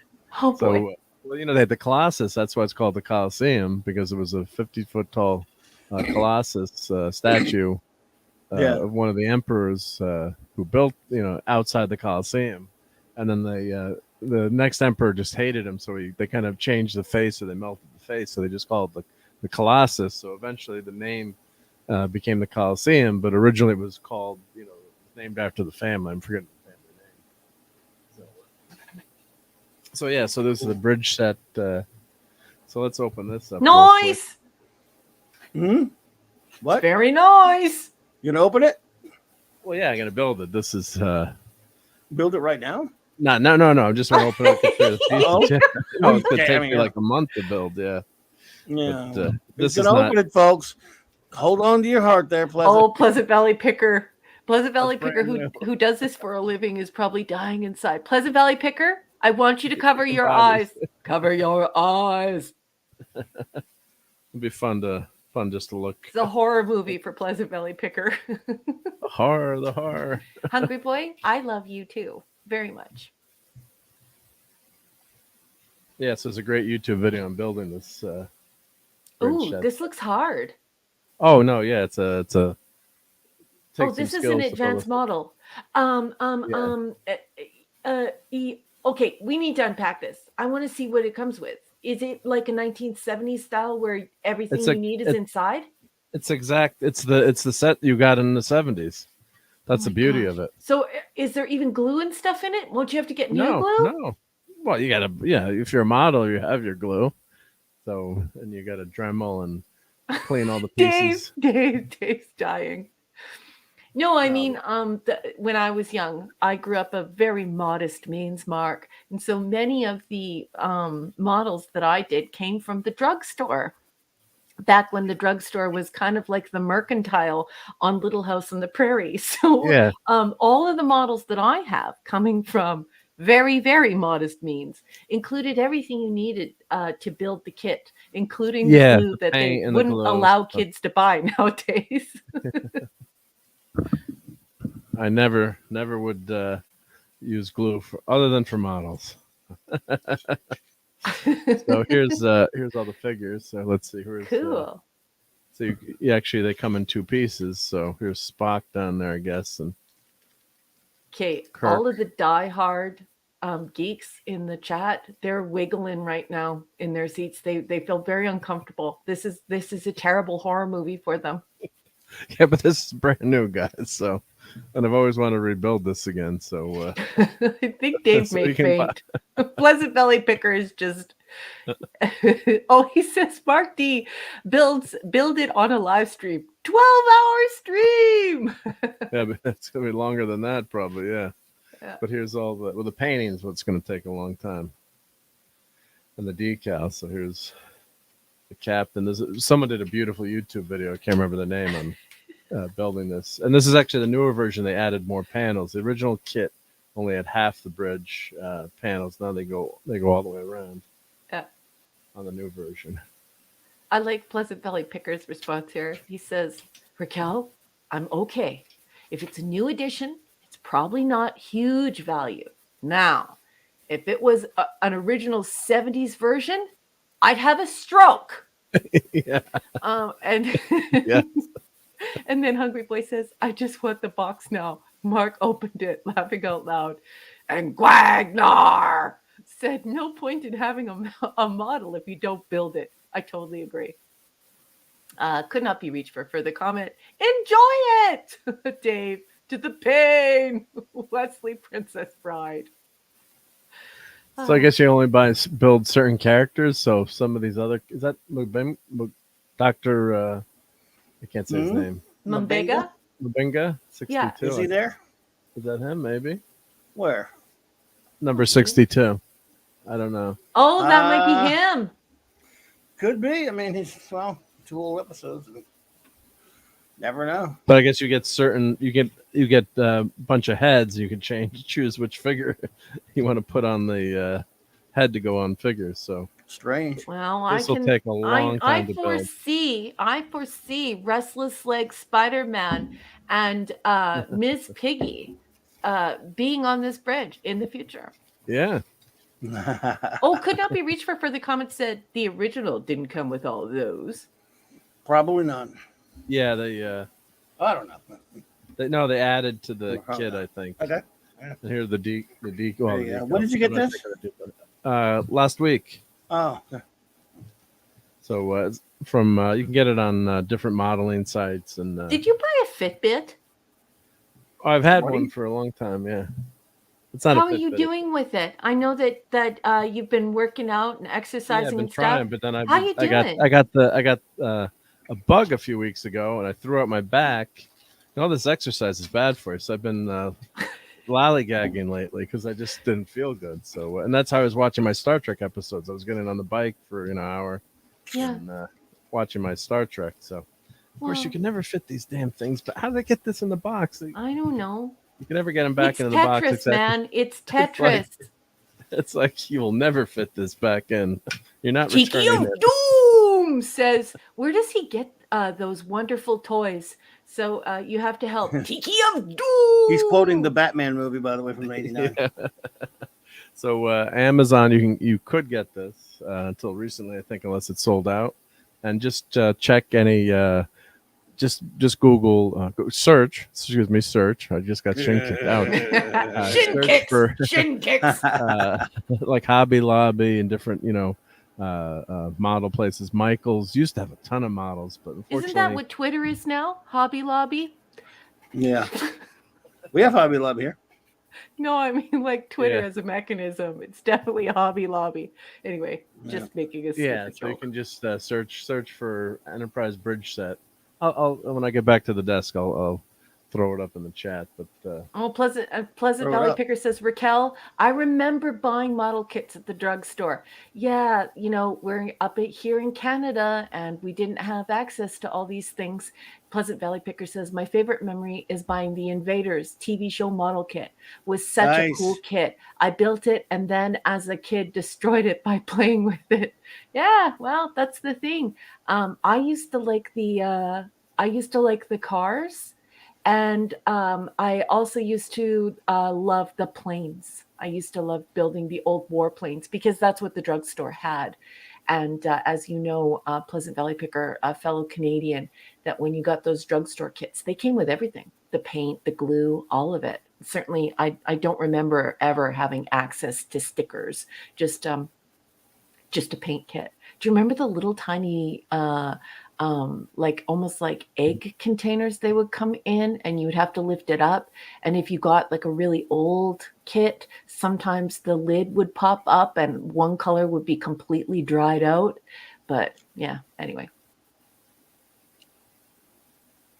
So that's that. So let me I'm going to switch back to my other desk here. Let me mute myself and we'll look up where we can get that bridge set. Yeah, right. Pleasant Valley Picker. I loved. You know what I realized the more I hang around with Mark and Clobby. When I was young, like really, really young, I was more geeky than nerdy. It wasn't until I got a little bit older that I turned toward the more academic side. I used to love all this stuff. And to see it anew through Mark's eyes and through Clobby's eyes, it's really cool. I remember going to the Five and Dime and to the used store and the church basement and stuff and seeing the old Archie comics and being able to have one and bring it home and read it under the covers. And yeah, I liked all that stuff when I was super young. But then as I got a little bit older, I mean, not too old, I sort of switched more over from not being really interested in popular culture and all this stuff. And I really got into the academic stuff. I really got into books and reading and just worrying and thinking and wanting to be a part of school academics all the time. But there was a geek and there was a little geek Raquel when she was pretty young. We'll make a geek out of you yet. We'll get the job done. Yep. Remember, outside of your sphere of influence, nobody on the planet even knows what the difference between the two anymore. So. Buy a dictionary. They won't. Is that in the dictionary? If it is, they won't care. They won't look at it. Yeah. So what can I tell you? It's a losing battle, but keep fighting it because we at least here it will be. We will understand it here because of you, by the way. So, well, you see that quite a lot on social media, present company not included, but you definitely see quite a bit on social media that people are starting to, I don't know, apply their own meanings and even assign accumulative connotations to words, and they don't mean what they think those words mean. I don't think it means what you think it means. So here's where you can buy. Well, this is a new old one, so this is where you can buy. Okay. Yeah, that's the kit that I just bought. When you got right. Yeah. So and then these guys did. We'll just post a link to their YouTube, which is what I'm going to watch to build this kit. So it was HPI guys workshops. Let's see if I get that video. Let's see video. So I could post that. Oh, everyone's talking about the old Five and Dimes. Yeah, I love the Five and Dime, especially growing up in a band. We'd roll into some small town where we had a gig for the entire weekend, like the back three, as it's called, with the Saturday afternoon jam. So the Thursday, Friday, Saturday, including the jam. That's the back three plus the jam. That's what we call it in the music business. Anyway, or at least that's what we called it back then. Anyway, we'd roll into town and and the first thing I would say is, hey, I want to go to the Five and Dime. And even if I didn't have any money, you could always find a pop bottle laying on the road somewhere, and you'd take it in to the Red Rooster and ask them if you could have the deposit back, and you could go into the Five and Dime and get the grab bag. Or I used to get the little turtles, the little tiny turtles. You could get a turtle for a penny. I never got the army men. I got the little turtles, and I got the little creatures. I started collecting all the creatures, the big five from Africa. Yeah, creatures. Can I ask Hungry Boy and Pleasant Valley Picker? Well, actually, no, Hungry Boy just answered. So that's where he used to get his silly putty and yo-yos. Pleasant Valley Picker. Yeah, what did you used to get at the Five and Dime? Jimmy Dean. Jimmy Dean, Five and Dime. Yep. Hey, I knew someone had to say that. Yeah. Wow. So here, I'll just do real quick. This is the. Oh God! When you look at the Strange New Worms bridge, the screen is all the way across now. Strangled nude worms. I just love this bridge so much. I mean, I got to agree that the view screen is a little small for back in the it is. But I guess you could make it a little bigger. But God, they made it like half the ship. Where's our 4K? But this guy did a beautiful job, so I'd recommend. That's why I'm going to watch this video again. But so go to his website and watch this. But I don't want to play it. But you got to do each. You got to do each panel. Wow, cool. I also collect old dictionaries. Could not be reached for further comment. I collect really old dictionaries. I think my oldest dictionary, is, I'd have to look, but it's just after 1900. It might be 1912, I think, and it's from Scotland. But yeah, I love collecting old dictionaries. I have a ton of them, and I just absolutely love them from all over the world, from Scotland, from the United States, from Canada, wherever I can find a gorgeous old dictionary that smells like the old libraries. I will definitely buy it. I'll pay almost any sum of money for it once I have it in my hot little hands. Yeah. Well, there you go. So so it's a great kit. And Cal, they did put in a massive view screen. So here you've got the view screen on the Enterprise. The original Enterprise is more like a 4x3 TV. Although back in the day, it's pretty damn big. When I remember when you first saw it, I'm like, wow, that's a huge screen. And don't forget too, all these other screens are active too on the Enterprise. So. They don't always use them, but I think was it in the remastered where they added new effects, or a couple of times they did use it in TOS. They did use some of these side panels. Yeah, they added stuff to them in the remasters. Yes. Yeah, so you've got view screens there, but the new Strange New Worms, the view screen is like half the bridge across. It looks like so. Yeah, Pleasant Valley Picker, putting silly putty on the funnies and pulling them up, pulling it up, and then stretching everyone's faces. Pretty funny. We used to do that. Well, we'll end with our final feature. We finally got a tripwire feature for you. Tripwire! Oh. Yeah. Wow. They put on their flame-proof suit because they knew that you were going to come out with your flamethrower. And it's not Purdy. Oh, no. Hungry Boy, cover your eyes. Hungry Boy, cover your eyes. Is Hungry Boy on this list? Number 38, folks. Wow. All right. This is going to be a little bit different. Because number 38, in my opinion, is, first of all, as a person's a low-life scumbag. And he doesn't belong on the list for being a scumbag, and he's not a great art. And he's very influential. He's legendary and all that kind of horse shit for being a dirtbag. But he's number 38. He doesn't belong on the list at all. I think he sucks. And he's the appropriately named Robert Crumb because he's a crumb bum. Oh, Crumb. R. Crumb, that piece of garbage. I mean, he's a rotten individual. Those adult comics. Yeah, underground artist. I mean, Tripwire, go screw. You're back. I'm glad you're back and everything. You think Robert Crumb is a more important artist than George Perez or Gil Kane? Eat a bag of crumbs. Crumbs. Pickled unmentionables. Eat a bag of pickled unmentionables. Robert Crumb, and I think Hungry Boy knows where I'm coming from. I'm not showing his art. I'm just telling you. I'm not going to look at his garbage. Can't show the art. I will not put it on this. In fact, I'm taking it off right now. So we already know who it is. Screw them. I'm not going to show his stupid so-called art. He says, I'm sorry to do a preemptive strike today, but Tripwire is officially in need of heavy antipsychotic medication. Crumb above. Okay. Crumb doesn't belong on there. Thank you, Hungry Boy. The morons shot themselves in their own foot with their virtue signaling bullpucky. I like that. Because the original members of the Whisper Network. Oh, yeah, they were. Yeah, they were members. Yeah, they kissed the ass at the Whisper Network. Little pieces of crap. Hate Crumb.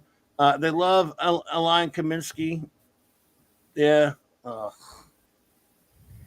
they loathe them. Yeah, it's just these people are scum. I mean, yeah.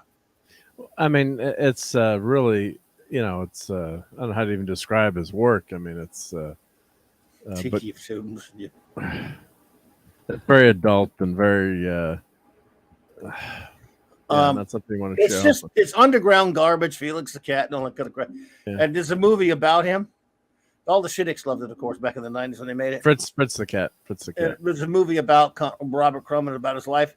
And he just straight up admits what an absolute slime bag he is. Guy is garbage. And people thought that was brilliant art because he just made sick, disgusting comics with his shitty art. And because you know how the avant-garde are. Underground comics were mostly garbage, trash, filth anyway. And don't take my word for it. I've consulted our resident critic. Crap.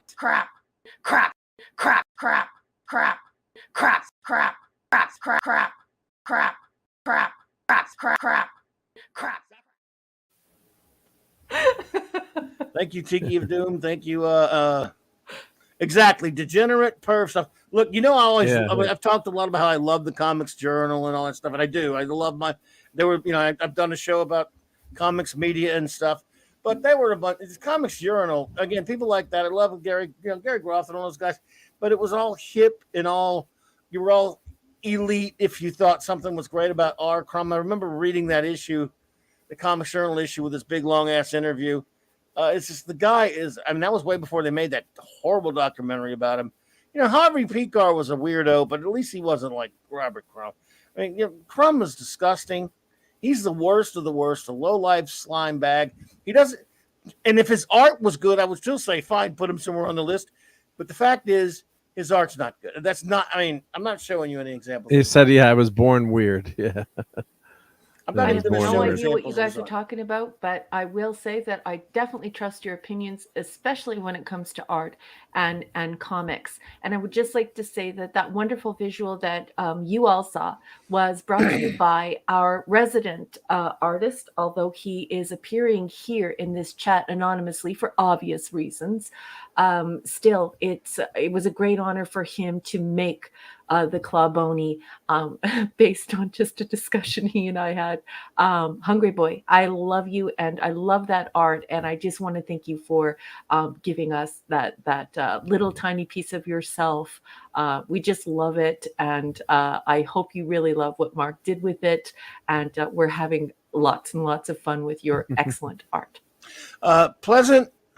Russ Manning has not made the list, and he's more deserving than some of the people. Russ Manning, since they're at 37 now, he won't be on there, and I like him way better than some of the ones that made it on there. So I don't think we're going to see Russ on there, and I like Russ, but he was okay. But that's pretty much true there.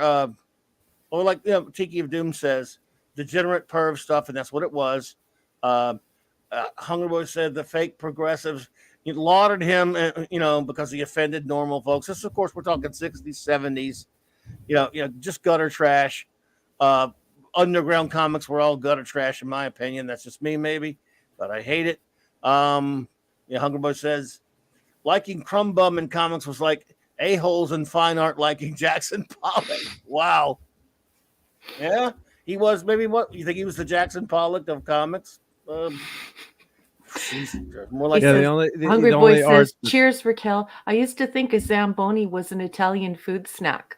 Hungry Boy, I love you. And that's a very Canadian thing, the Zamboni, especially because, you know, how popular hockey is here. So I just can't believe how accurate your drawing was, even though you were completely unfamiliar with it. So I'm just honored to have a professional comic book artist among us and contributing to this show. It's such a great honor, and I just love you very much. Pleasant. I don't have an opinion on Jackson Pollock. That was coming from our other artist, Hungry Boy. So yeah. Pleasant Valley says I have a fine arts degree and like Jackson Pollock's all over paintings. Guess I'm an a-hole. Oh, well, you know, you guys set that amongst yourselves. You're insulted. Don't generalize. Well, be insulted all you want. I mean, it's between you guys. I love it. I absolutely love that there are two people who have studied fine art in the chat, and they're arguing over fine art. This is the good stuff. This is the heart. This is the best part of YouTube. This is how YouTube should be used at all times instead of all of this frivolous crap. Having a great conversation like this, fiery conversation like this. I love you guys. This is great. We went to see Jackson Pollock's most famous work. That's you know, we're with my kids and they're much younger, and you know, everyone's looking, and I think it's a really amazing work of art. Although I'm not, you know, I wouldn't say I love modern art, but I appreciate it, and there's something to it. You know, the work that was like the 3 urinals, I can't remember the name of it. That, you know, all right, well, that's a little too far. But you know, when you really look at some people are very creative, and it's there's something there. Man, there's some really amazing artwork. So we walk in to see, you know, the art. My son's like, did someone just throw a lot? Did he just throw a lot of paint on the wall? And he said it really kind of loud. You know, he's an 8-year-old kid, and you know, basically he did. I mean, but no one else could, you know, really equal that. You know, that creative abstract art. So and it was interesting to read that was hanging in was made for someone's house in New York City. So that, you know, they eventually moved it. And of course, that's what you love debating. Like, you can't. Was he brilliant? Was he horrible? You know, it's up. Certain people, God, they love Pollock and they think he's fantastic. Other people say, you know, no, he's horrible. But you know, you can't judge. You can't say, you know, either way. You can't say that. It's what you. And there's a brilliance to that. And well, just really quickly, like you know, if you look at Picasso's early work. You know, certain people say Picasso wasn't, you know, you know, what did he know, or how good was he? When you watch his early work, you can see how his, you know, when you in the 70s, he went to see an exhibit in New York City, and you know, you can see his all the different periods. So where he's a classically trained artist, and he's a phenomenal standard contemporary artist. I'm not sure what the correct words are, and then you can see how he evolved his into cubism and his style. But he obviously knew his stuff, and he was one of the, you know, the great artists. So he could, you know, draw a woman, obviously, but then as he gradually evolved his style, that was what he saw. And you know, certain people I know, you know, they can't stand looking at modern art or Picasso, but that's you know, that's the genius of it too, right? That's his creative force. No, like, I think it depends upon what's being said by what's being done. You know, so when you look at Picasso, you can sort of say to yourself, you know, like, okay, so there were these set of rules. And if you wanted to show your art, you would use these specific colors and you would use this specific style. And if you didn't use these colors and you did not adhere very rigorously to this particular style, no one wanted to see your work, and you know, and people would shun you. And so you can have an artist kick back against that and say, no, this is what I'm going to do. And so the genius is in being able to break out of that that very restrictive straitjacket of art and create something to compare it to. And so therein lies genius, objectively, regardless of taste. So imagine, I'm not hard and fast on my fine arts facts, but I believe it was like a color of yellow and a color of blue that were not ever supposed to be used in art during a specific period of time. And then there were artists who said, no, we're going to do that. And so it's very easy for us, if we don't look to the socio-historical context, to place value on that. Now, that said, okay, so you have this objective and subjective, and you have people pushing the boundaries of art for the sake of art, to make art bigger, to make art take risks, to make sure that art explores and experiments instead of remaining rigid and realistic. That's very important. So that's one side of the spectrum. But now let's look at the other side of the spectrum. Ooh, we have yucky people. Jill got him. Yep. Yeah. Thank you, Jill. So on the other side of that spectrum, we have people who have gone into a museum and pulled a banana out of its shell, out of its peel, and eaten the banana, and then very rudely threw the banana on the floor. And then we had, a rush of people enter the room and come in and get down on their hands and knees and take out their most expensive cameras and photograph the banana and think that it was just the most incredibly daring statement to litter in a museum. And they create this whole story inside of their mind about this banana peel and how magnificent it is in the museum, only later to have it revealed that somebody just littered in the museum and it wasn't a work of art. And so I think the most important thing is for us to realize that there is a rub there, and that there are two peripheries, and that there is space in between to explore. Now, Jackson Pollock might be that your extreme on this side, or it could be Pablo Picasso, or you know what, it could be Van Gogh. You could say, ugh, I don't like that, and without that socio-historical context of how art flexed its right to exist. And then this idea of people trying to pretend that they're very bougie, very bourgeoisie, and they are creating the culture of art where it doesn't exist. And so I think that in society, we decide collectively whether or not we yell BS. And it can be objective and subjective, depending upon what's being conveyed and at what time and by whom. Does that make sense?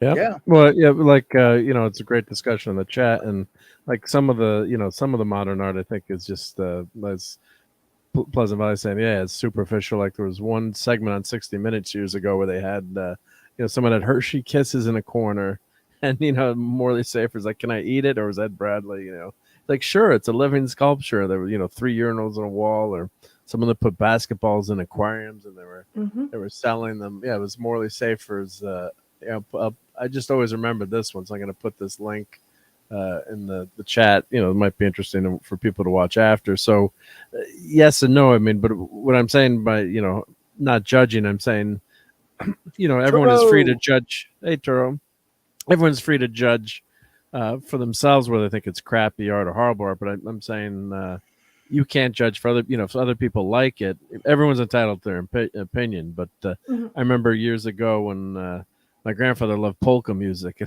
and one of the only times I think he really yelled and got mad at me, we're at work, we're working in the factory, and like, Grandpa, this music is horrible. Why do we have to listen to this? Turn this off, please. He's like, don't ever say anything bad about polka music. He really yelled at me. I'm like, but it's so bad, So I can see where modern art is really, and some of it is really ridiculous too. It's really crazy. And it's important to make sure that we make space for people like Pablo Picasso, for people like Vincent van Gogh, But it's okay to have conversations about calling BS on art that may not be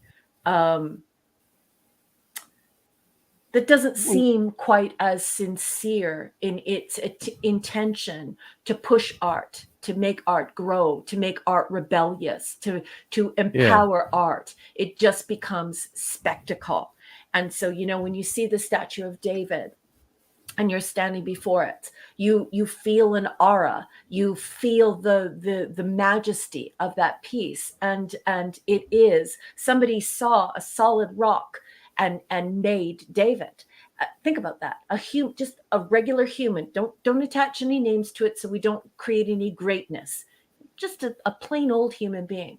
But it is very important that we create spaces to call BS on people, to make sure that we keep that process sincere. And it's not quite as easy as saying, oh, it's objective or subjective. It's actually both, because we all collectively agree on what objective means. And so we gauge together collectively whether or not we think it's sincere.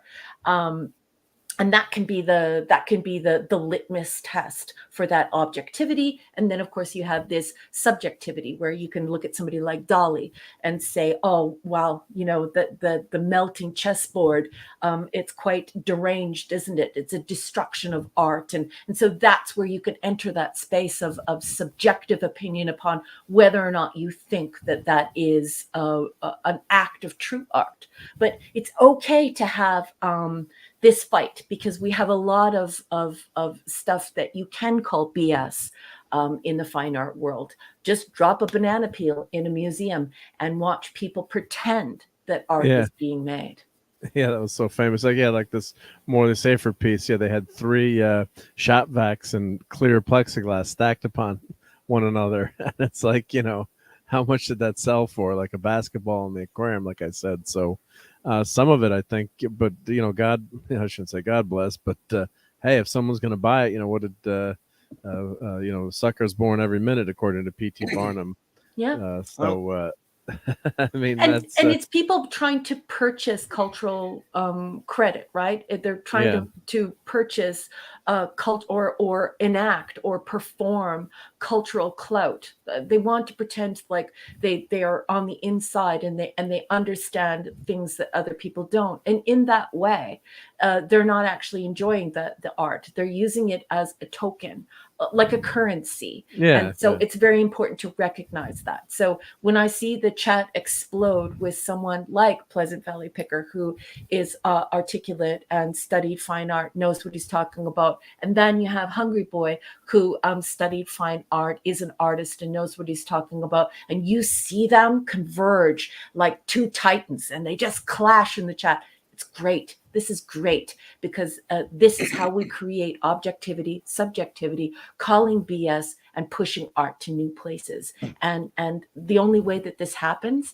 is when when multiple titans clash to create this conversation and to create judging what reflects us truly in culture and what becomes a status item, a currency for status. So I am impressed that we had this conversation on a YouTube chat, and I love it.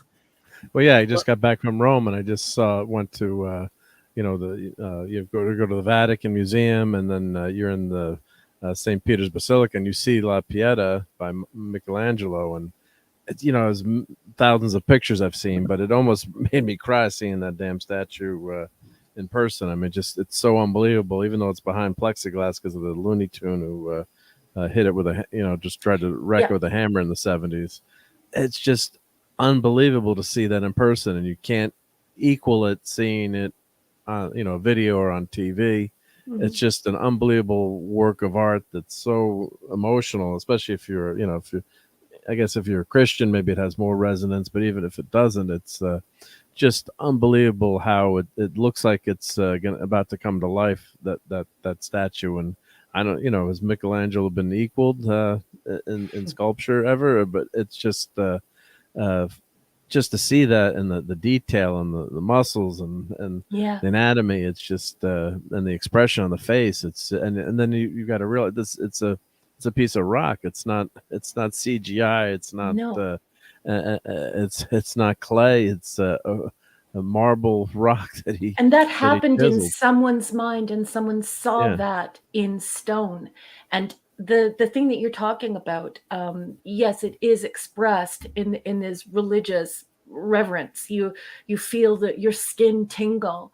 But for people who are agnostic or atheists, Walter Benjamin wrote a wonderful essay called Art in the Age of Mechanical Reproduction. And he talks about this aura for those who aren't religious at this wonderful thing that we are able to do with our bodies and our minds, and just the way we create instruments, and the way we sing and tell stories, and the way we invented the alphabet. People can't even think of language without the alphabet anymore, and the written word, and painting, and just all these beautiful things. So being there in real life, and seeing a band, or seeing a ballerina, or seeing a painting, or seeing a statue, is definitely this religious experience for those who believe. And certainly Walter Benjamin referred to it as aura, that skin tingling sensation you get when you are confronted by the sublime. You feel genuine awe. And I know people throw that word around nowadays, and now it almost has no power left to it, but you feel genuine awe, and you feel the sublime in that aura. So I definitely recommend the essay Art in the Mechanical Age of Reproduction by Walter Benjamin. Yeah, the Sistine Chapel. So just in the art in Italy, or if you have the chance to travel, can't recommend it.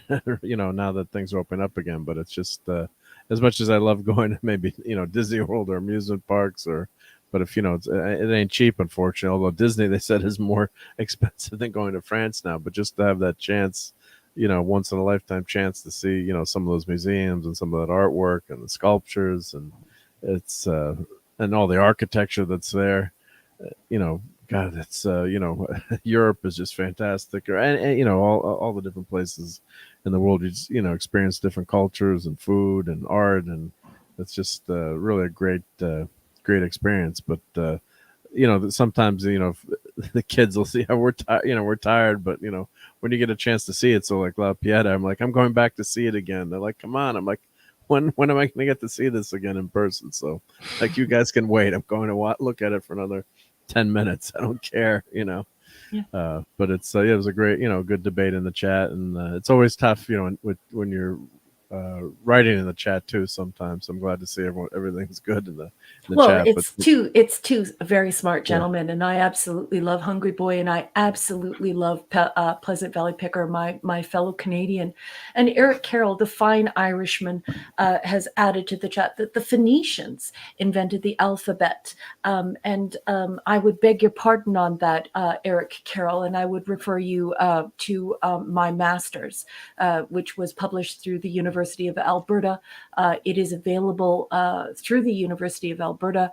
It is also published independently on academia.edu if you would like to learn about the quote-unquote invention of the alphabet, how writing came into being, and how it all went down.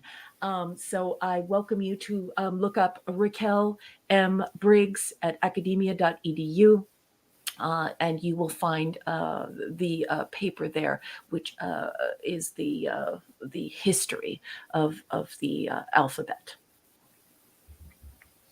I thought it was Sesame Street that invented the alphabet.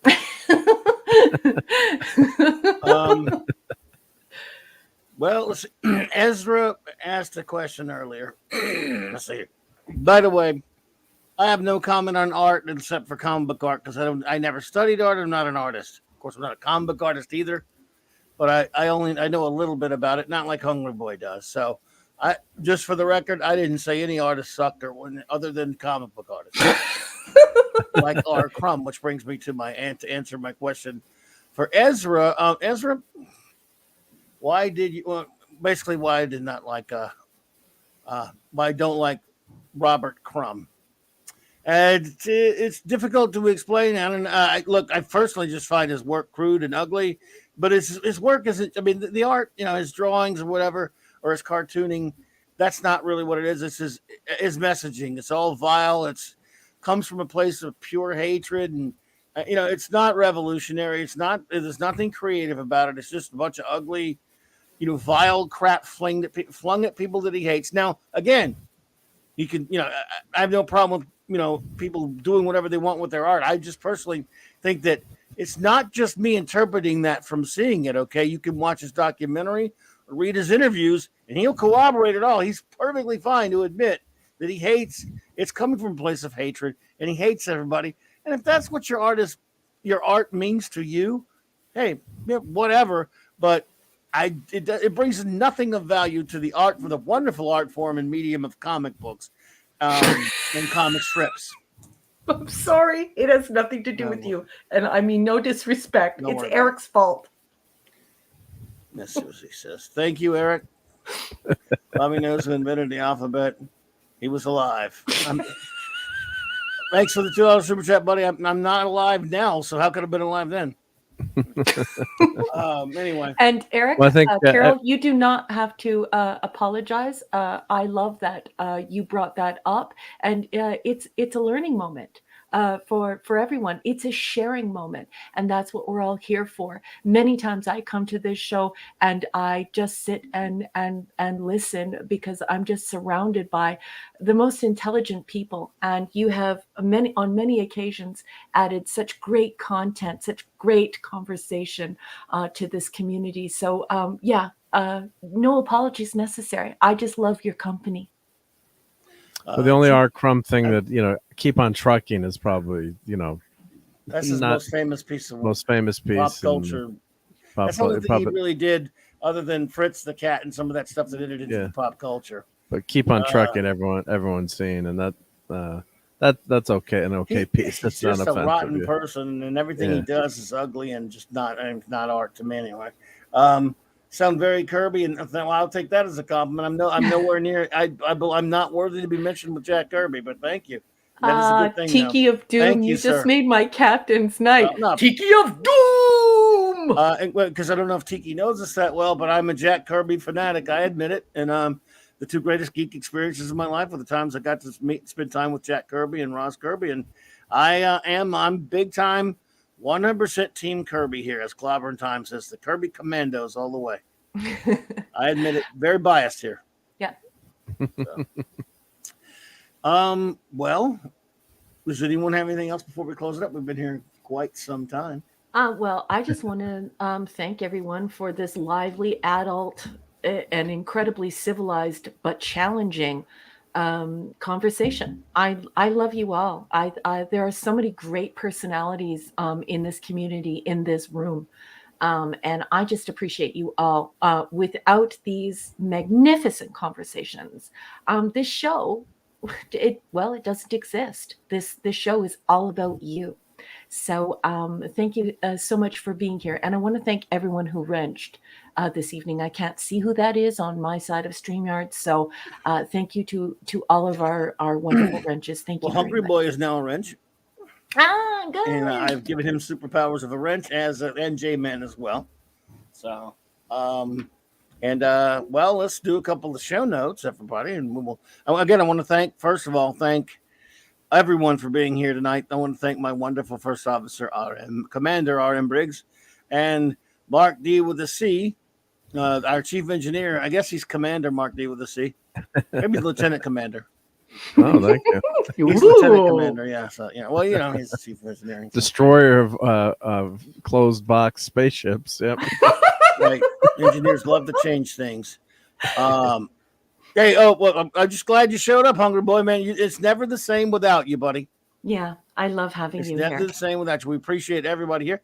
And I like that you guys have spirited debates in the chat. I think that's cool. I honestly don't take a side because I don't have an opinion on the things you guys were debating one way or the other because I'm an ignoramus when it comes to art. And so I don't take a side when it comes to stuff like that. I mean, if one of you were talking about the filth and the other one was liking it, I'm going to take a side. just so you'll know, right? If one of you, for example, were saying, no, I better not. I had a good, no, I better not. Well, you get the point. But we were gonna play an April's Fool joke someday, like start the show with the we love we don't want to kill Raquel. Club and I were joking. That's we said, not a joke. We that's can't not do a that. joke. Yeah, so we said no, we can't do that. Yep. So might give a heart good. attack. That's great news, BC. And Eric says, "No filth." No filth, Eric. You got it, man. And I want to thank everyone for being here with us tonight. Let's do a little bit of a show notes, of course. Saturday night Star Trek is, well, oddly enough, it's on Saturday night. Go figure. Same Trek time, same Trek channel. 9 p.m. Central Standard Time. What time is that in Lazarus's time tunnel? It's time for you to go sprue, buddy. I don't know. Your agonizer, please. TMF paid me to say that. Yeah, I love TMF. TMF's fault for everything. Anyway, we have 4 episodes for you to your pleasure to review, but you don't have to. Only we have to. None of you have to. I don't want anyone to feel obligated to watch these. I'm going to do it, I think, maybe. Do your homework. I might do my homework. For the future, of course, on Monday night, Mark C Comics Talk. Don't know what it's going to be yet, but it'll be comics talking in that order, or maybe talking about comics. You get the idea. You know the drill. In the far-flung future of July 1st, 2022, Iconicon 2 is back. It is here. We had a great time at Iconicon last year, the online con, in which I hosted a panel and was on a couple of them there. My wonderful retro blasting friends are putting that on. And I'm going to be hosting a panel again. And that will be about, toy comics. Because they're mostly a toys and cartoons channel of the 80s and stuff like that. They don't, I handle the comics content sometimes because they don't really do a lot of comics related stuff. This is the only comics related panel. Last year, I think I had the only comics related panel, but, they're great friends. I love my retro blasting friends, Michael and Melinda, and I'm really looking forward to this. It's going to be a lot of fun. So, anyway. That'd be great. Yep. Gonna be great. Love the chat. Pleasant Valley Picker says, I don't know if I remember those. So many forgettable episodes. And then he's got like the laughing icon. And then Tiki of Doom says season 7 TNG. And no comment, just the hysterical laughing emoticon. And then Eric K says, I cannot wait for CLOBBYCon. I cannot wait for CLOBBYCon as well. I want to meet you, Eric. Never heard of it. Never heard of it. One day we're going to make it happen. And so, number one, anything to promote? Well, obviously we're going to have your commercial in a minute, but other than that, anything to promote?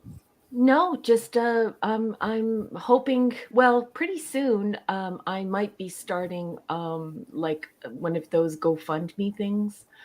As soon as my 10 stories are put together, as many of you know, especially Hungry Boy, you know this. It was always my dream to publish a pocketbook identical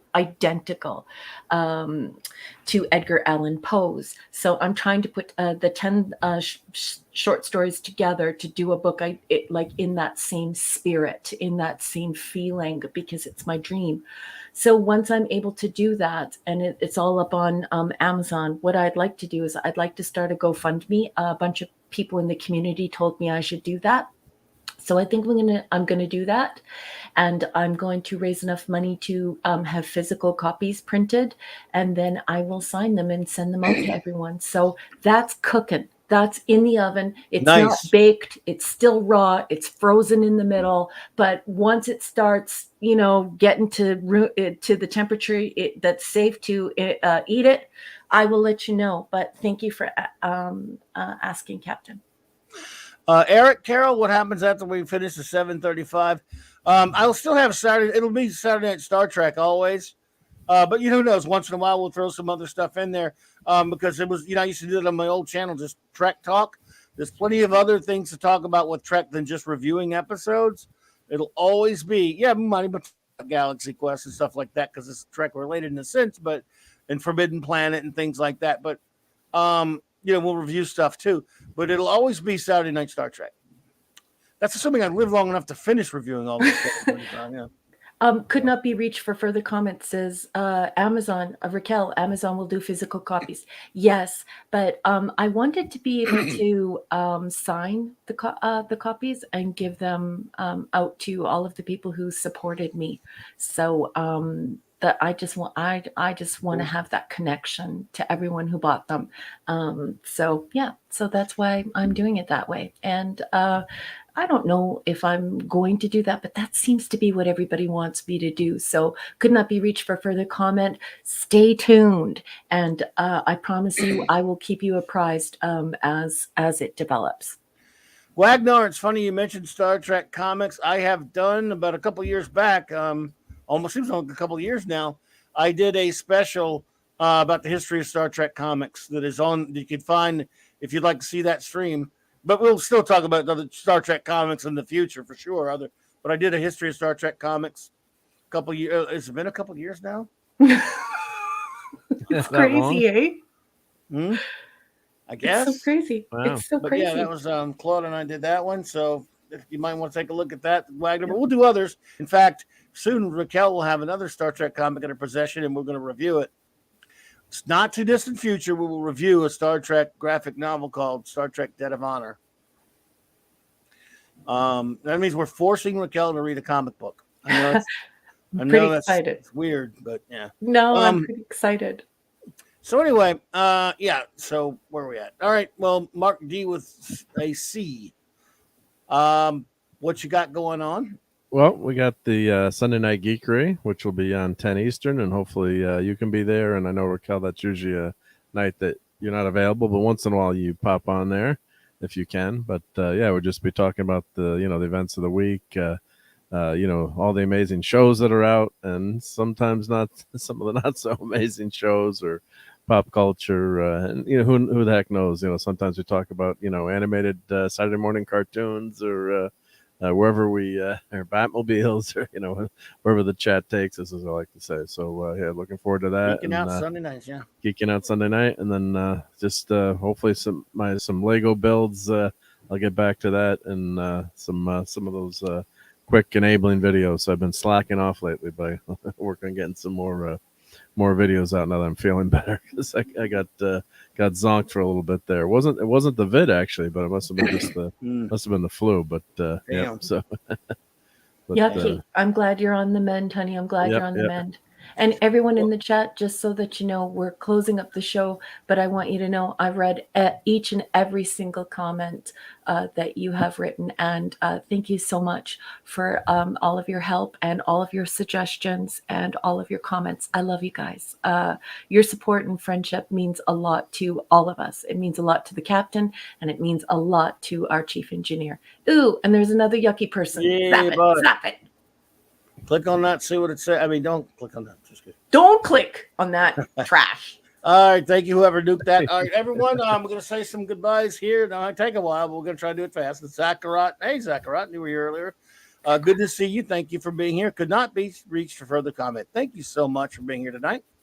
Really appreciate you. Pleasant Valley Picker. Go get some rest, dude. You got to go to work soon, man. Feel better. Yeah. Feel better. Get some rest, buddy. Hungry boy. The hungry boy. Look, I'm just always. I know it's like something fucking freaking like 3-4 in the afternoon where you are. So, just always great to see you, buddy. It always makes me happy to see you here. The great Eric K, the Bronze Richer, and of course, Chris Persia was here. Yeah. Eric Carroll, thank you so much for being here. Really appreciate you. Thank you so much. Ezra Goldstein, thank you for being here. Night, Ezra. Hey, reviewing Twilight Zone. That's, you never know. That'd be something to do once in a while, like on a Wednesday night, or maybe on a. It's a great show, but that's a lot of review in there. Yeah, right, Eric that's a lot Carroll. Of commitment there. It is show, weird. Though. I love it. Yeah. That's a lot of review in there, man. Outer Limits too. Yep. Yeah, I mean, there's so many great Less Outer shows to Limits, review. but yeah. Tiki of Doom, thank you so much for being Tiki here. of Doom. Gwagmar, thank you for being here. Kal-El, buddy. Kal-El, the real soup. Our wonderful communications officer, Jill. Love you, Jill. Thank you. Love you, Jill. I don't know if you're doing a show tomorrow. If I'm home and you want me to hang out with you, let me know. I don't know if I'm going to be home or not. I never know on Fridays. But I don't even know if you're doing one. And you might not even want me to hang out with you, which I wouldn't want me to hang out with me either. What? But, you know, Stop I hate it. me. What are you, crazy? I never That's hang crap. out with me. Crap. I never hang out with me. Well, I do, but I don't have a choice. Crap.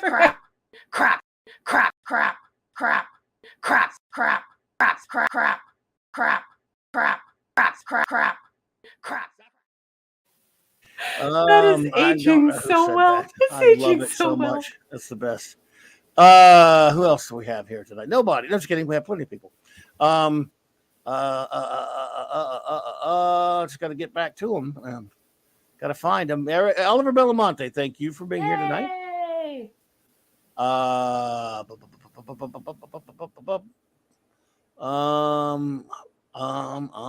trying, everybody. Turo was here. Hey, Turo. Yeah, good night, Turo. You know who was here? J-Man and Decepticon, the great. That's right. Yeah. They were here. Who else? Let's see. Rough Girl was here at the beginning. I don't think she stayed for the show. Phantom Outsider was here at one point, I do believe. Trying to name as many as I can. I hate to leave anybody out. It's so many.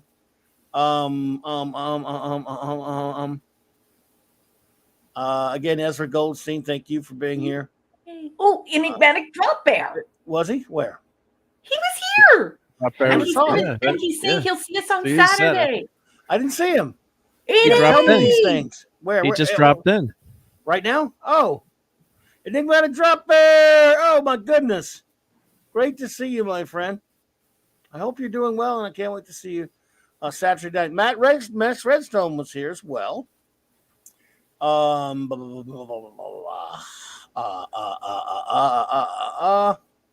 on now. My memory suckles.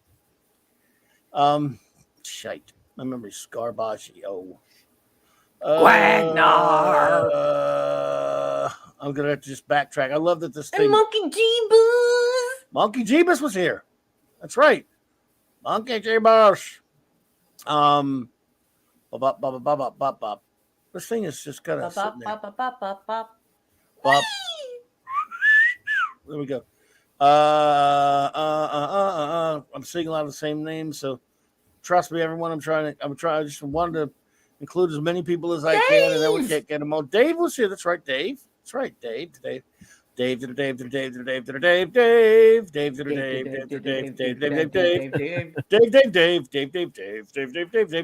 Oh, sorry. That's silly, isn't it? Stop that. It's silly. That is silly indeed. And a bit suspect, I should think. Wow. It's all the same names. They had a big... But I know we had a lot more people.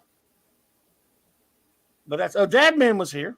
Yeah, Dadman Clan, The Dadman Clan was here. Keely Chow popped in, and it's always Keely pleasure. was here. He was pop in there. Captain James T. Skywalker. Captain James T. Skywalker was here. That is blackly right. It's blackly right. Let's see here. TV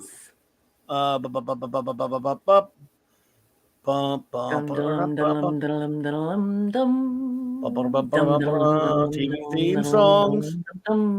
Well, I guess we didn't come close to getting everybody, but we can't really, I'm scrolling back. I'm scrolling back like way back to see who scrolling. Chat messages tonight. Yeah. We'll let you all get out of here. We'll be merciful. We will be merciful, Captain.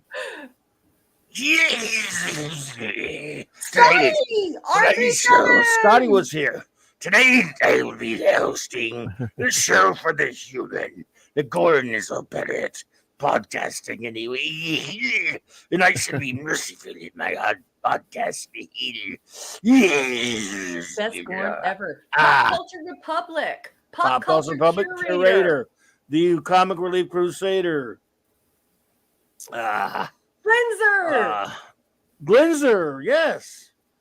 I would see we got a few more names in there under the wire. I know we're going to miss some of them. Those scrollies rolling. Surly Tim. Surly Tim was here. That's right. Okay, well, I think Phantom Outsider. We got enough names mentioned. I guess we're going to run out. But I want to thank you all, everyone. Thank you all for being here tonight. Ow. Mr. Angel. Mr. Angel was here. Yeah, Mr. Angel, yep. Good night, everybody. Please enjoy these important messages, and then we'll have end credits. Thank you so much.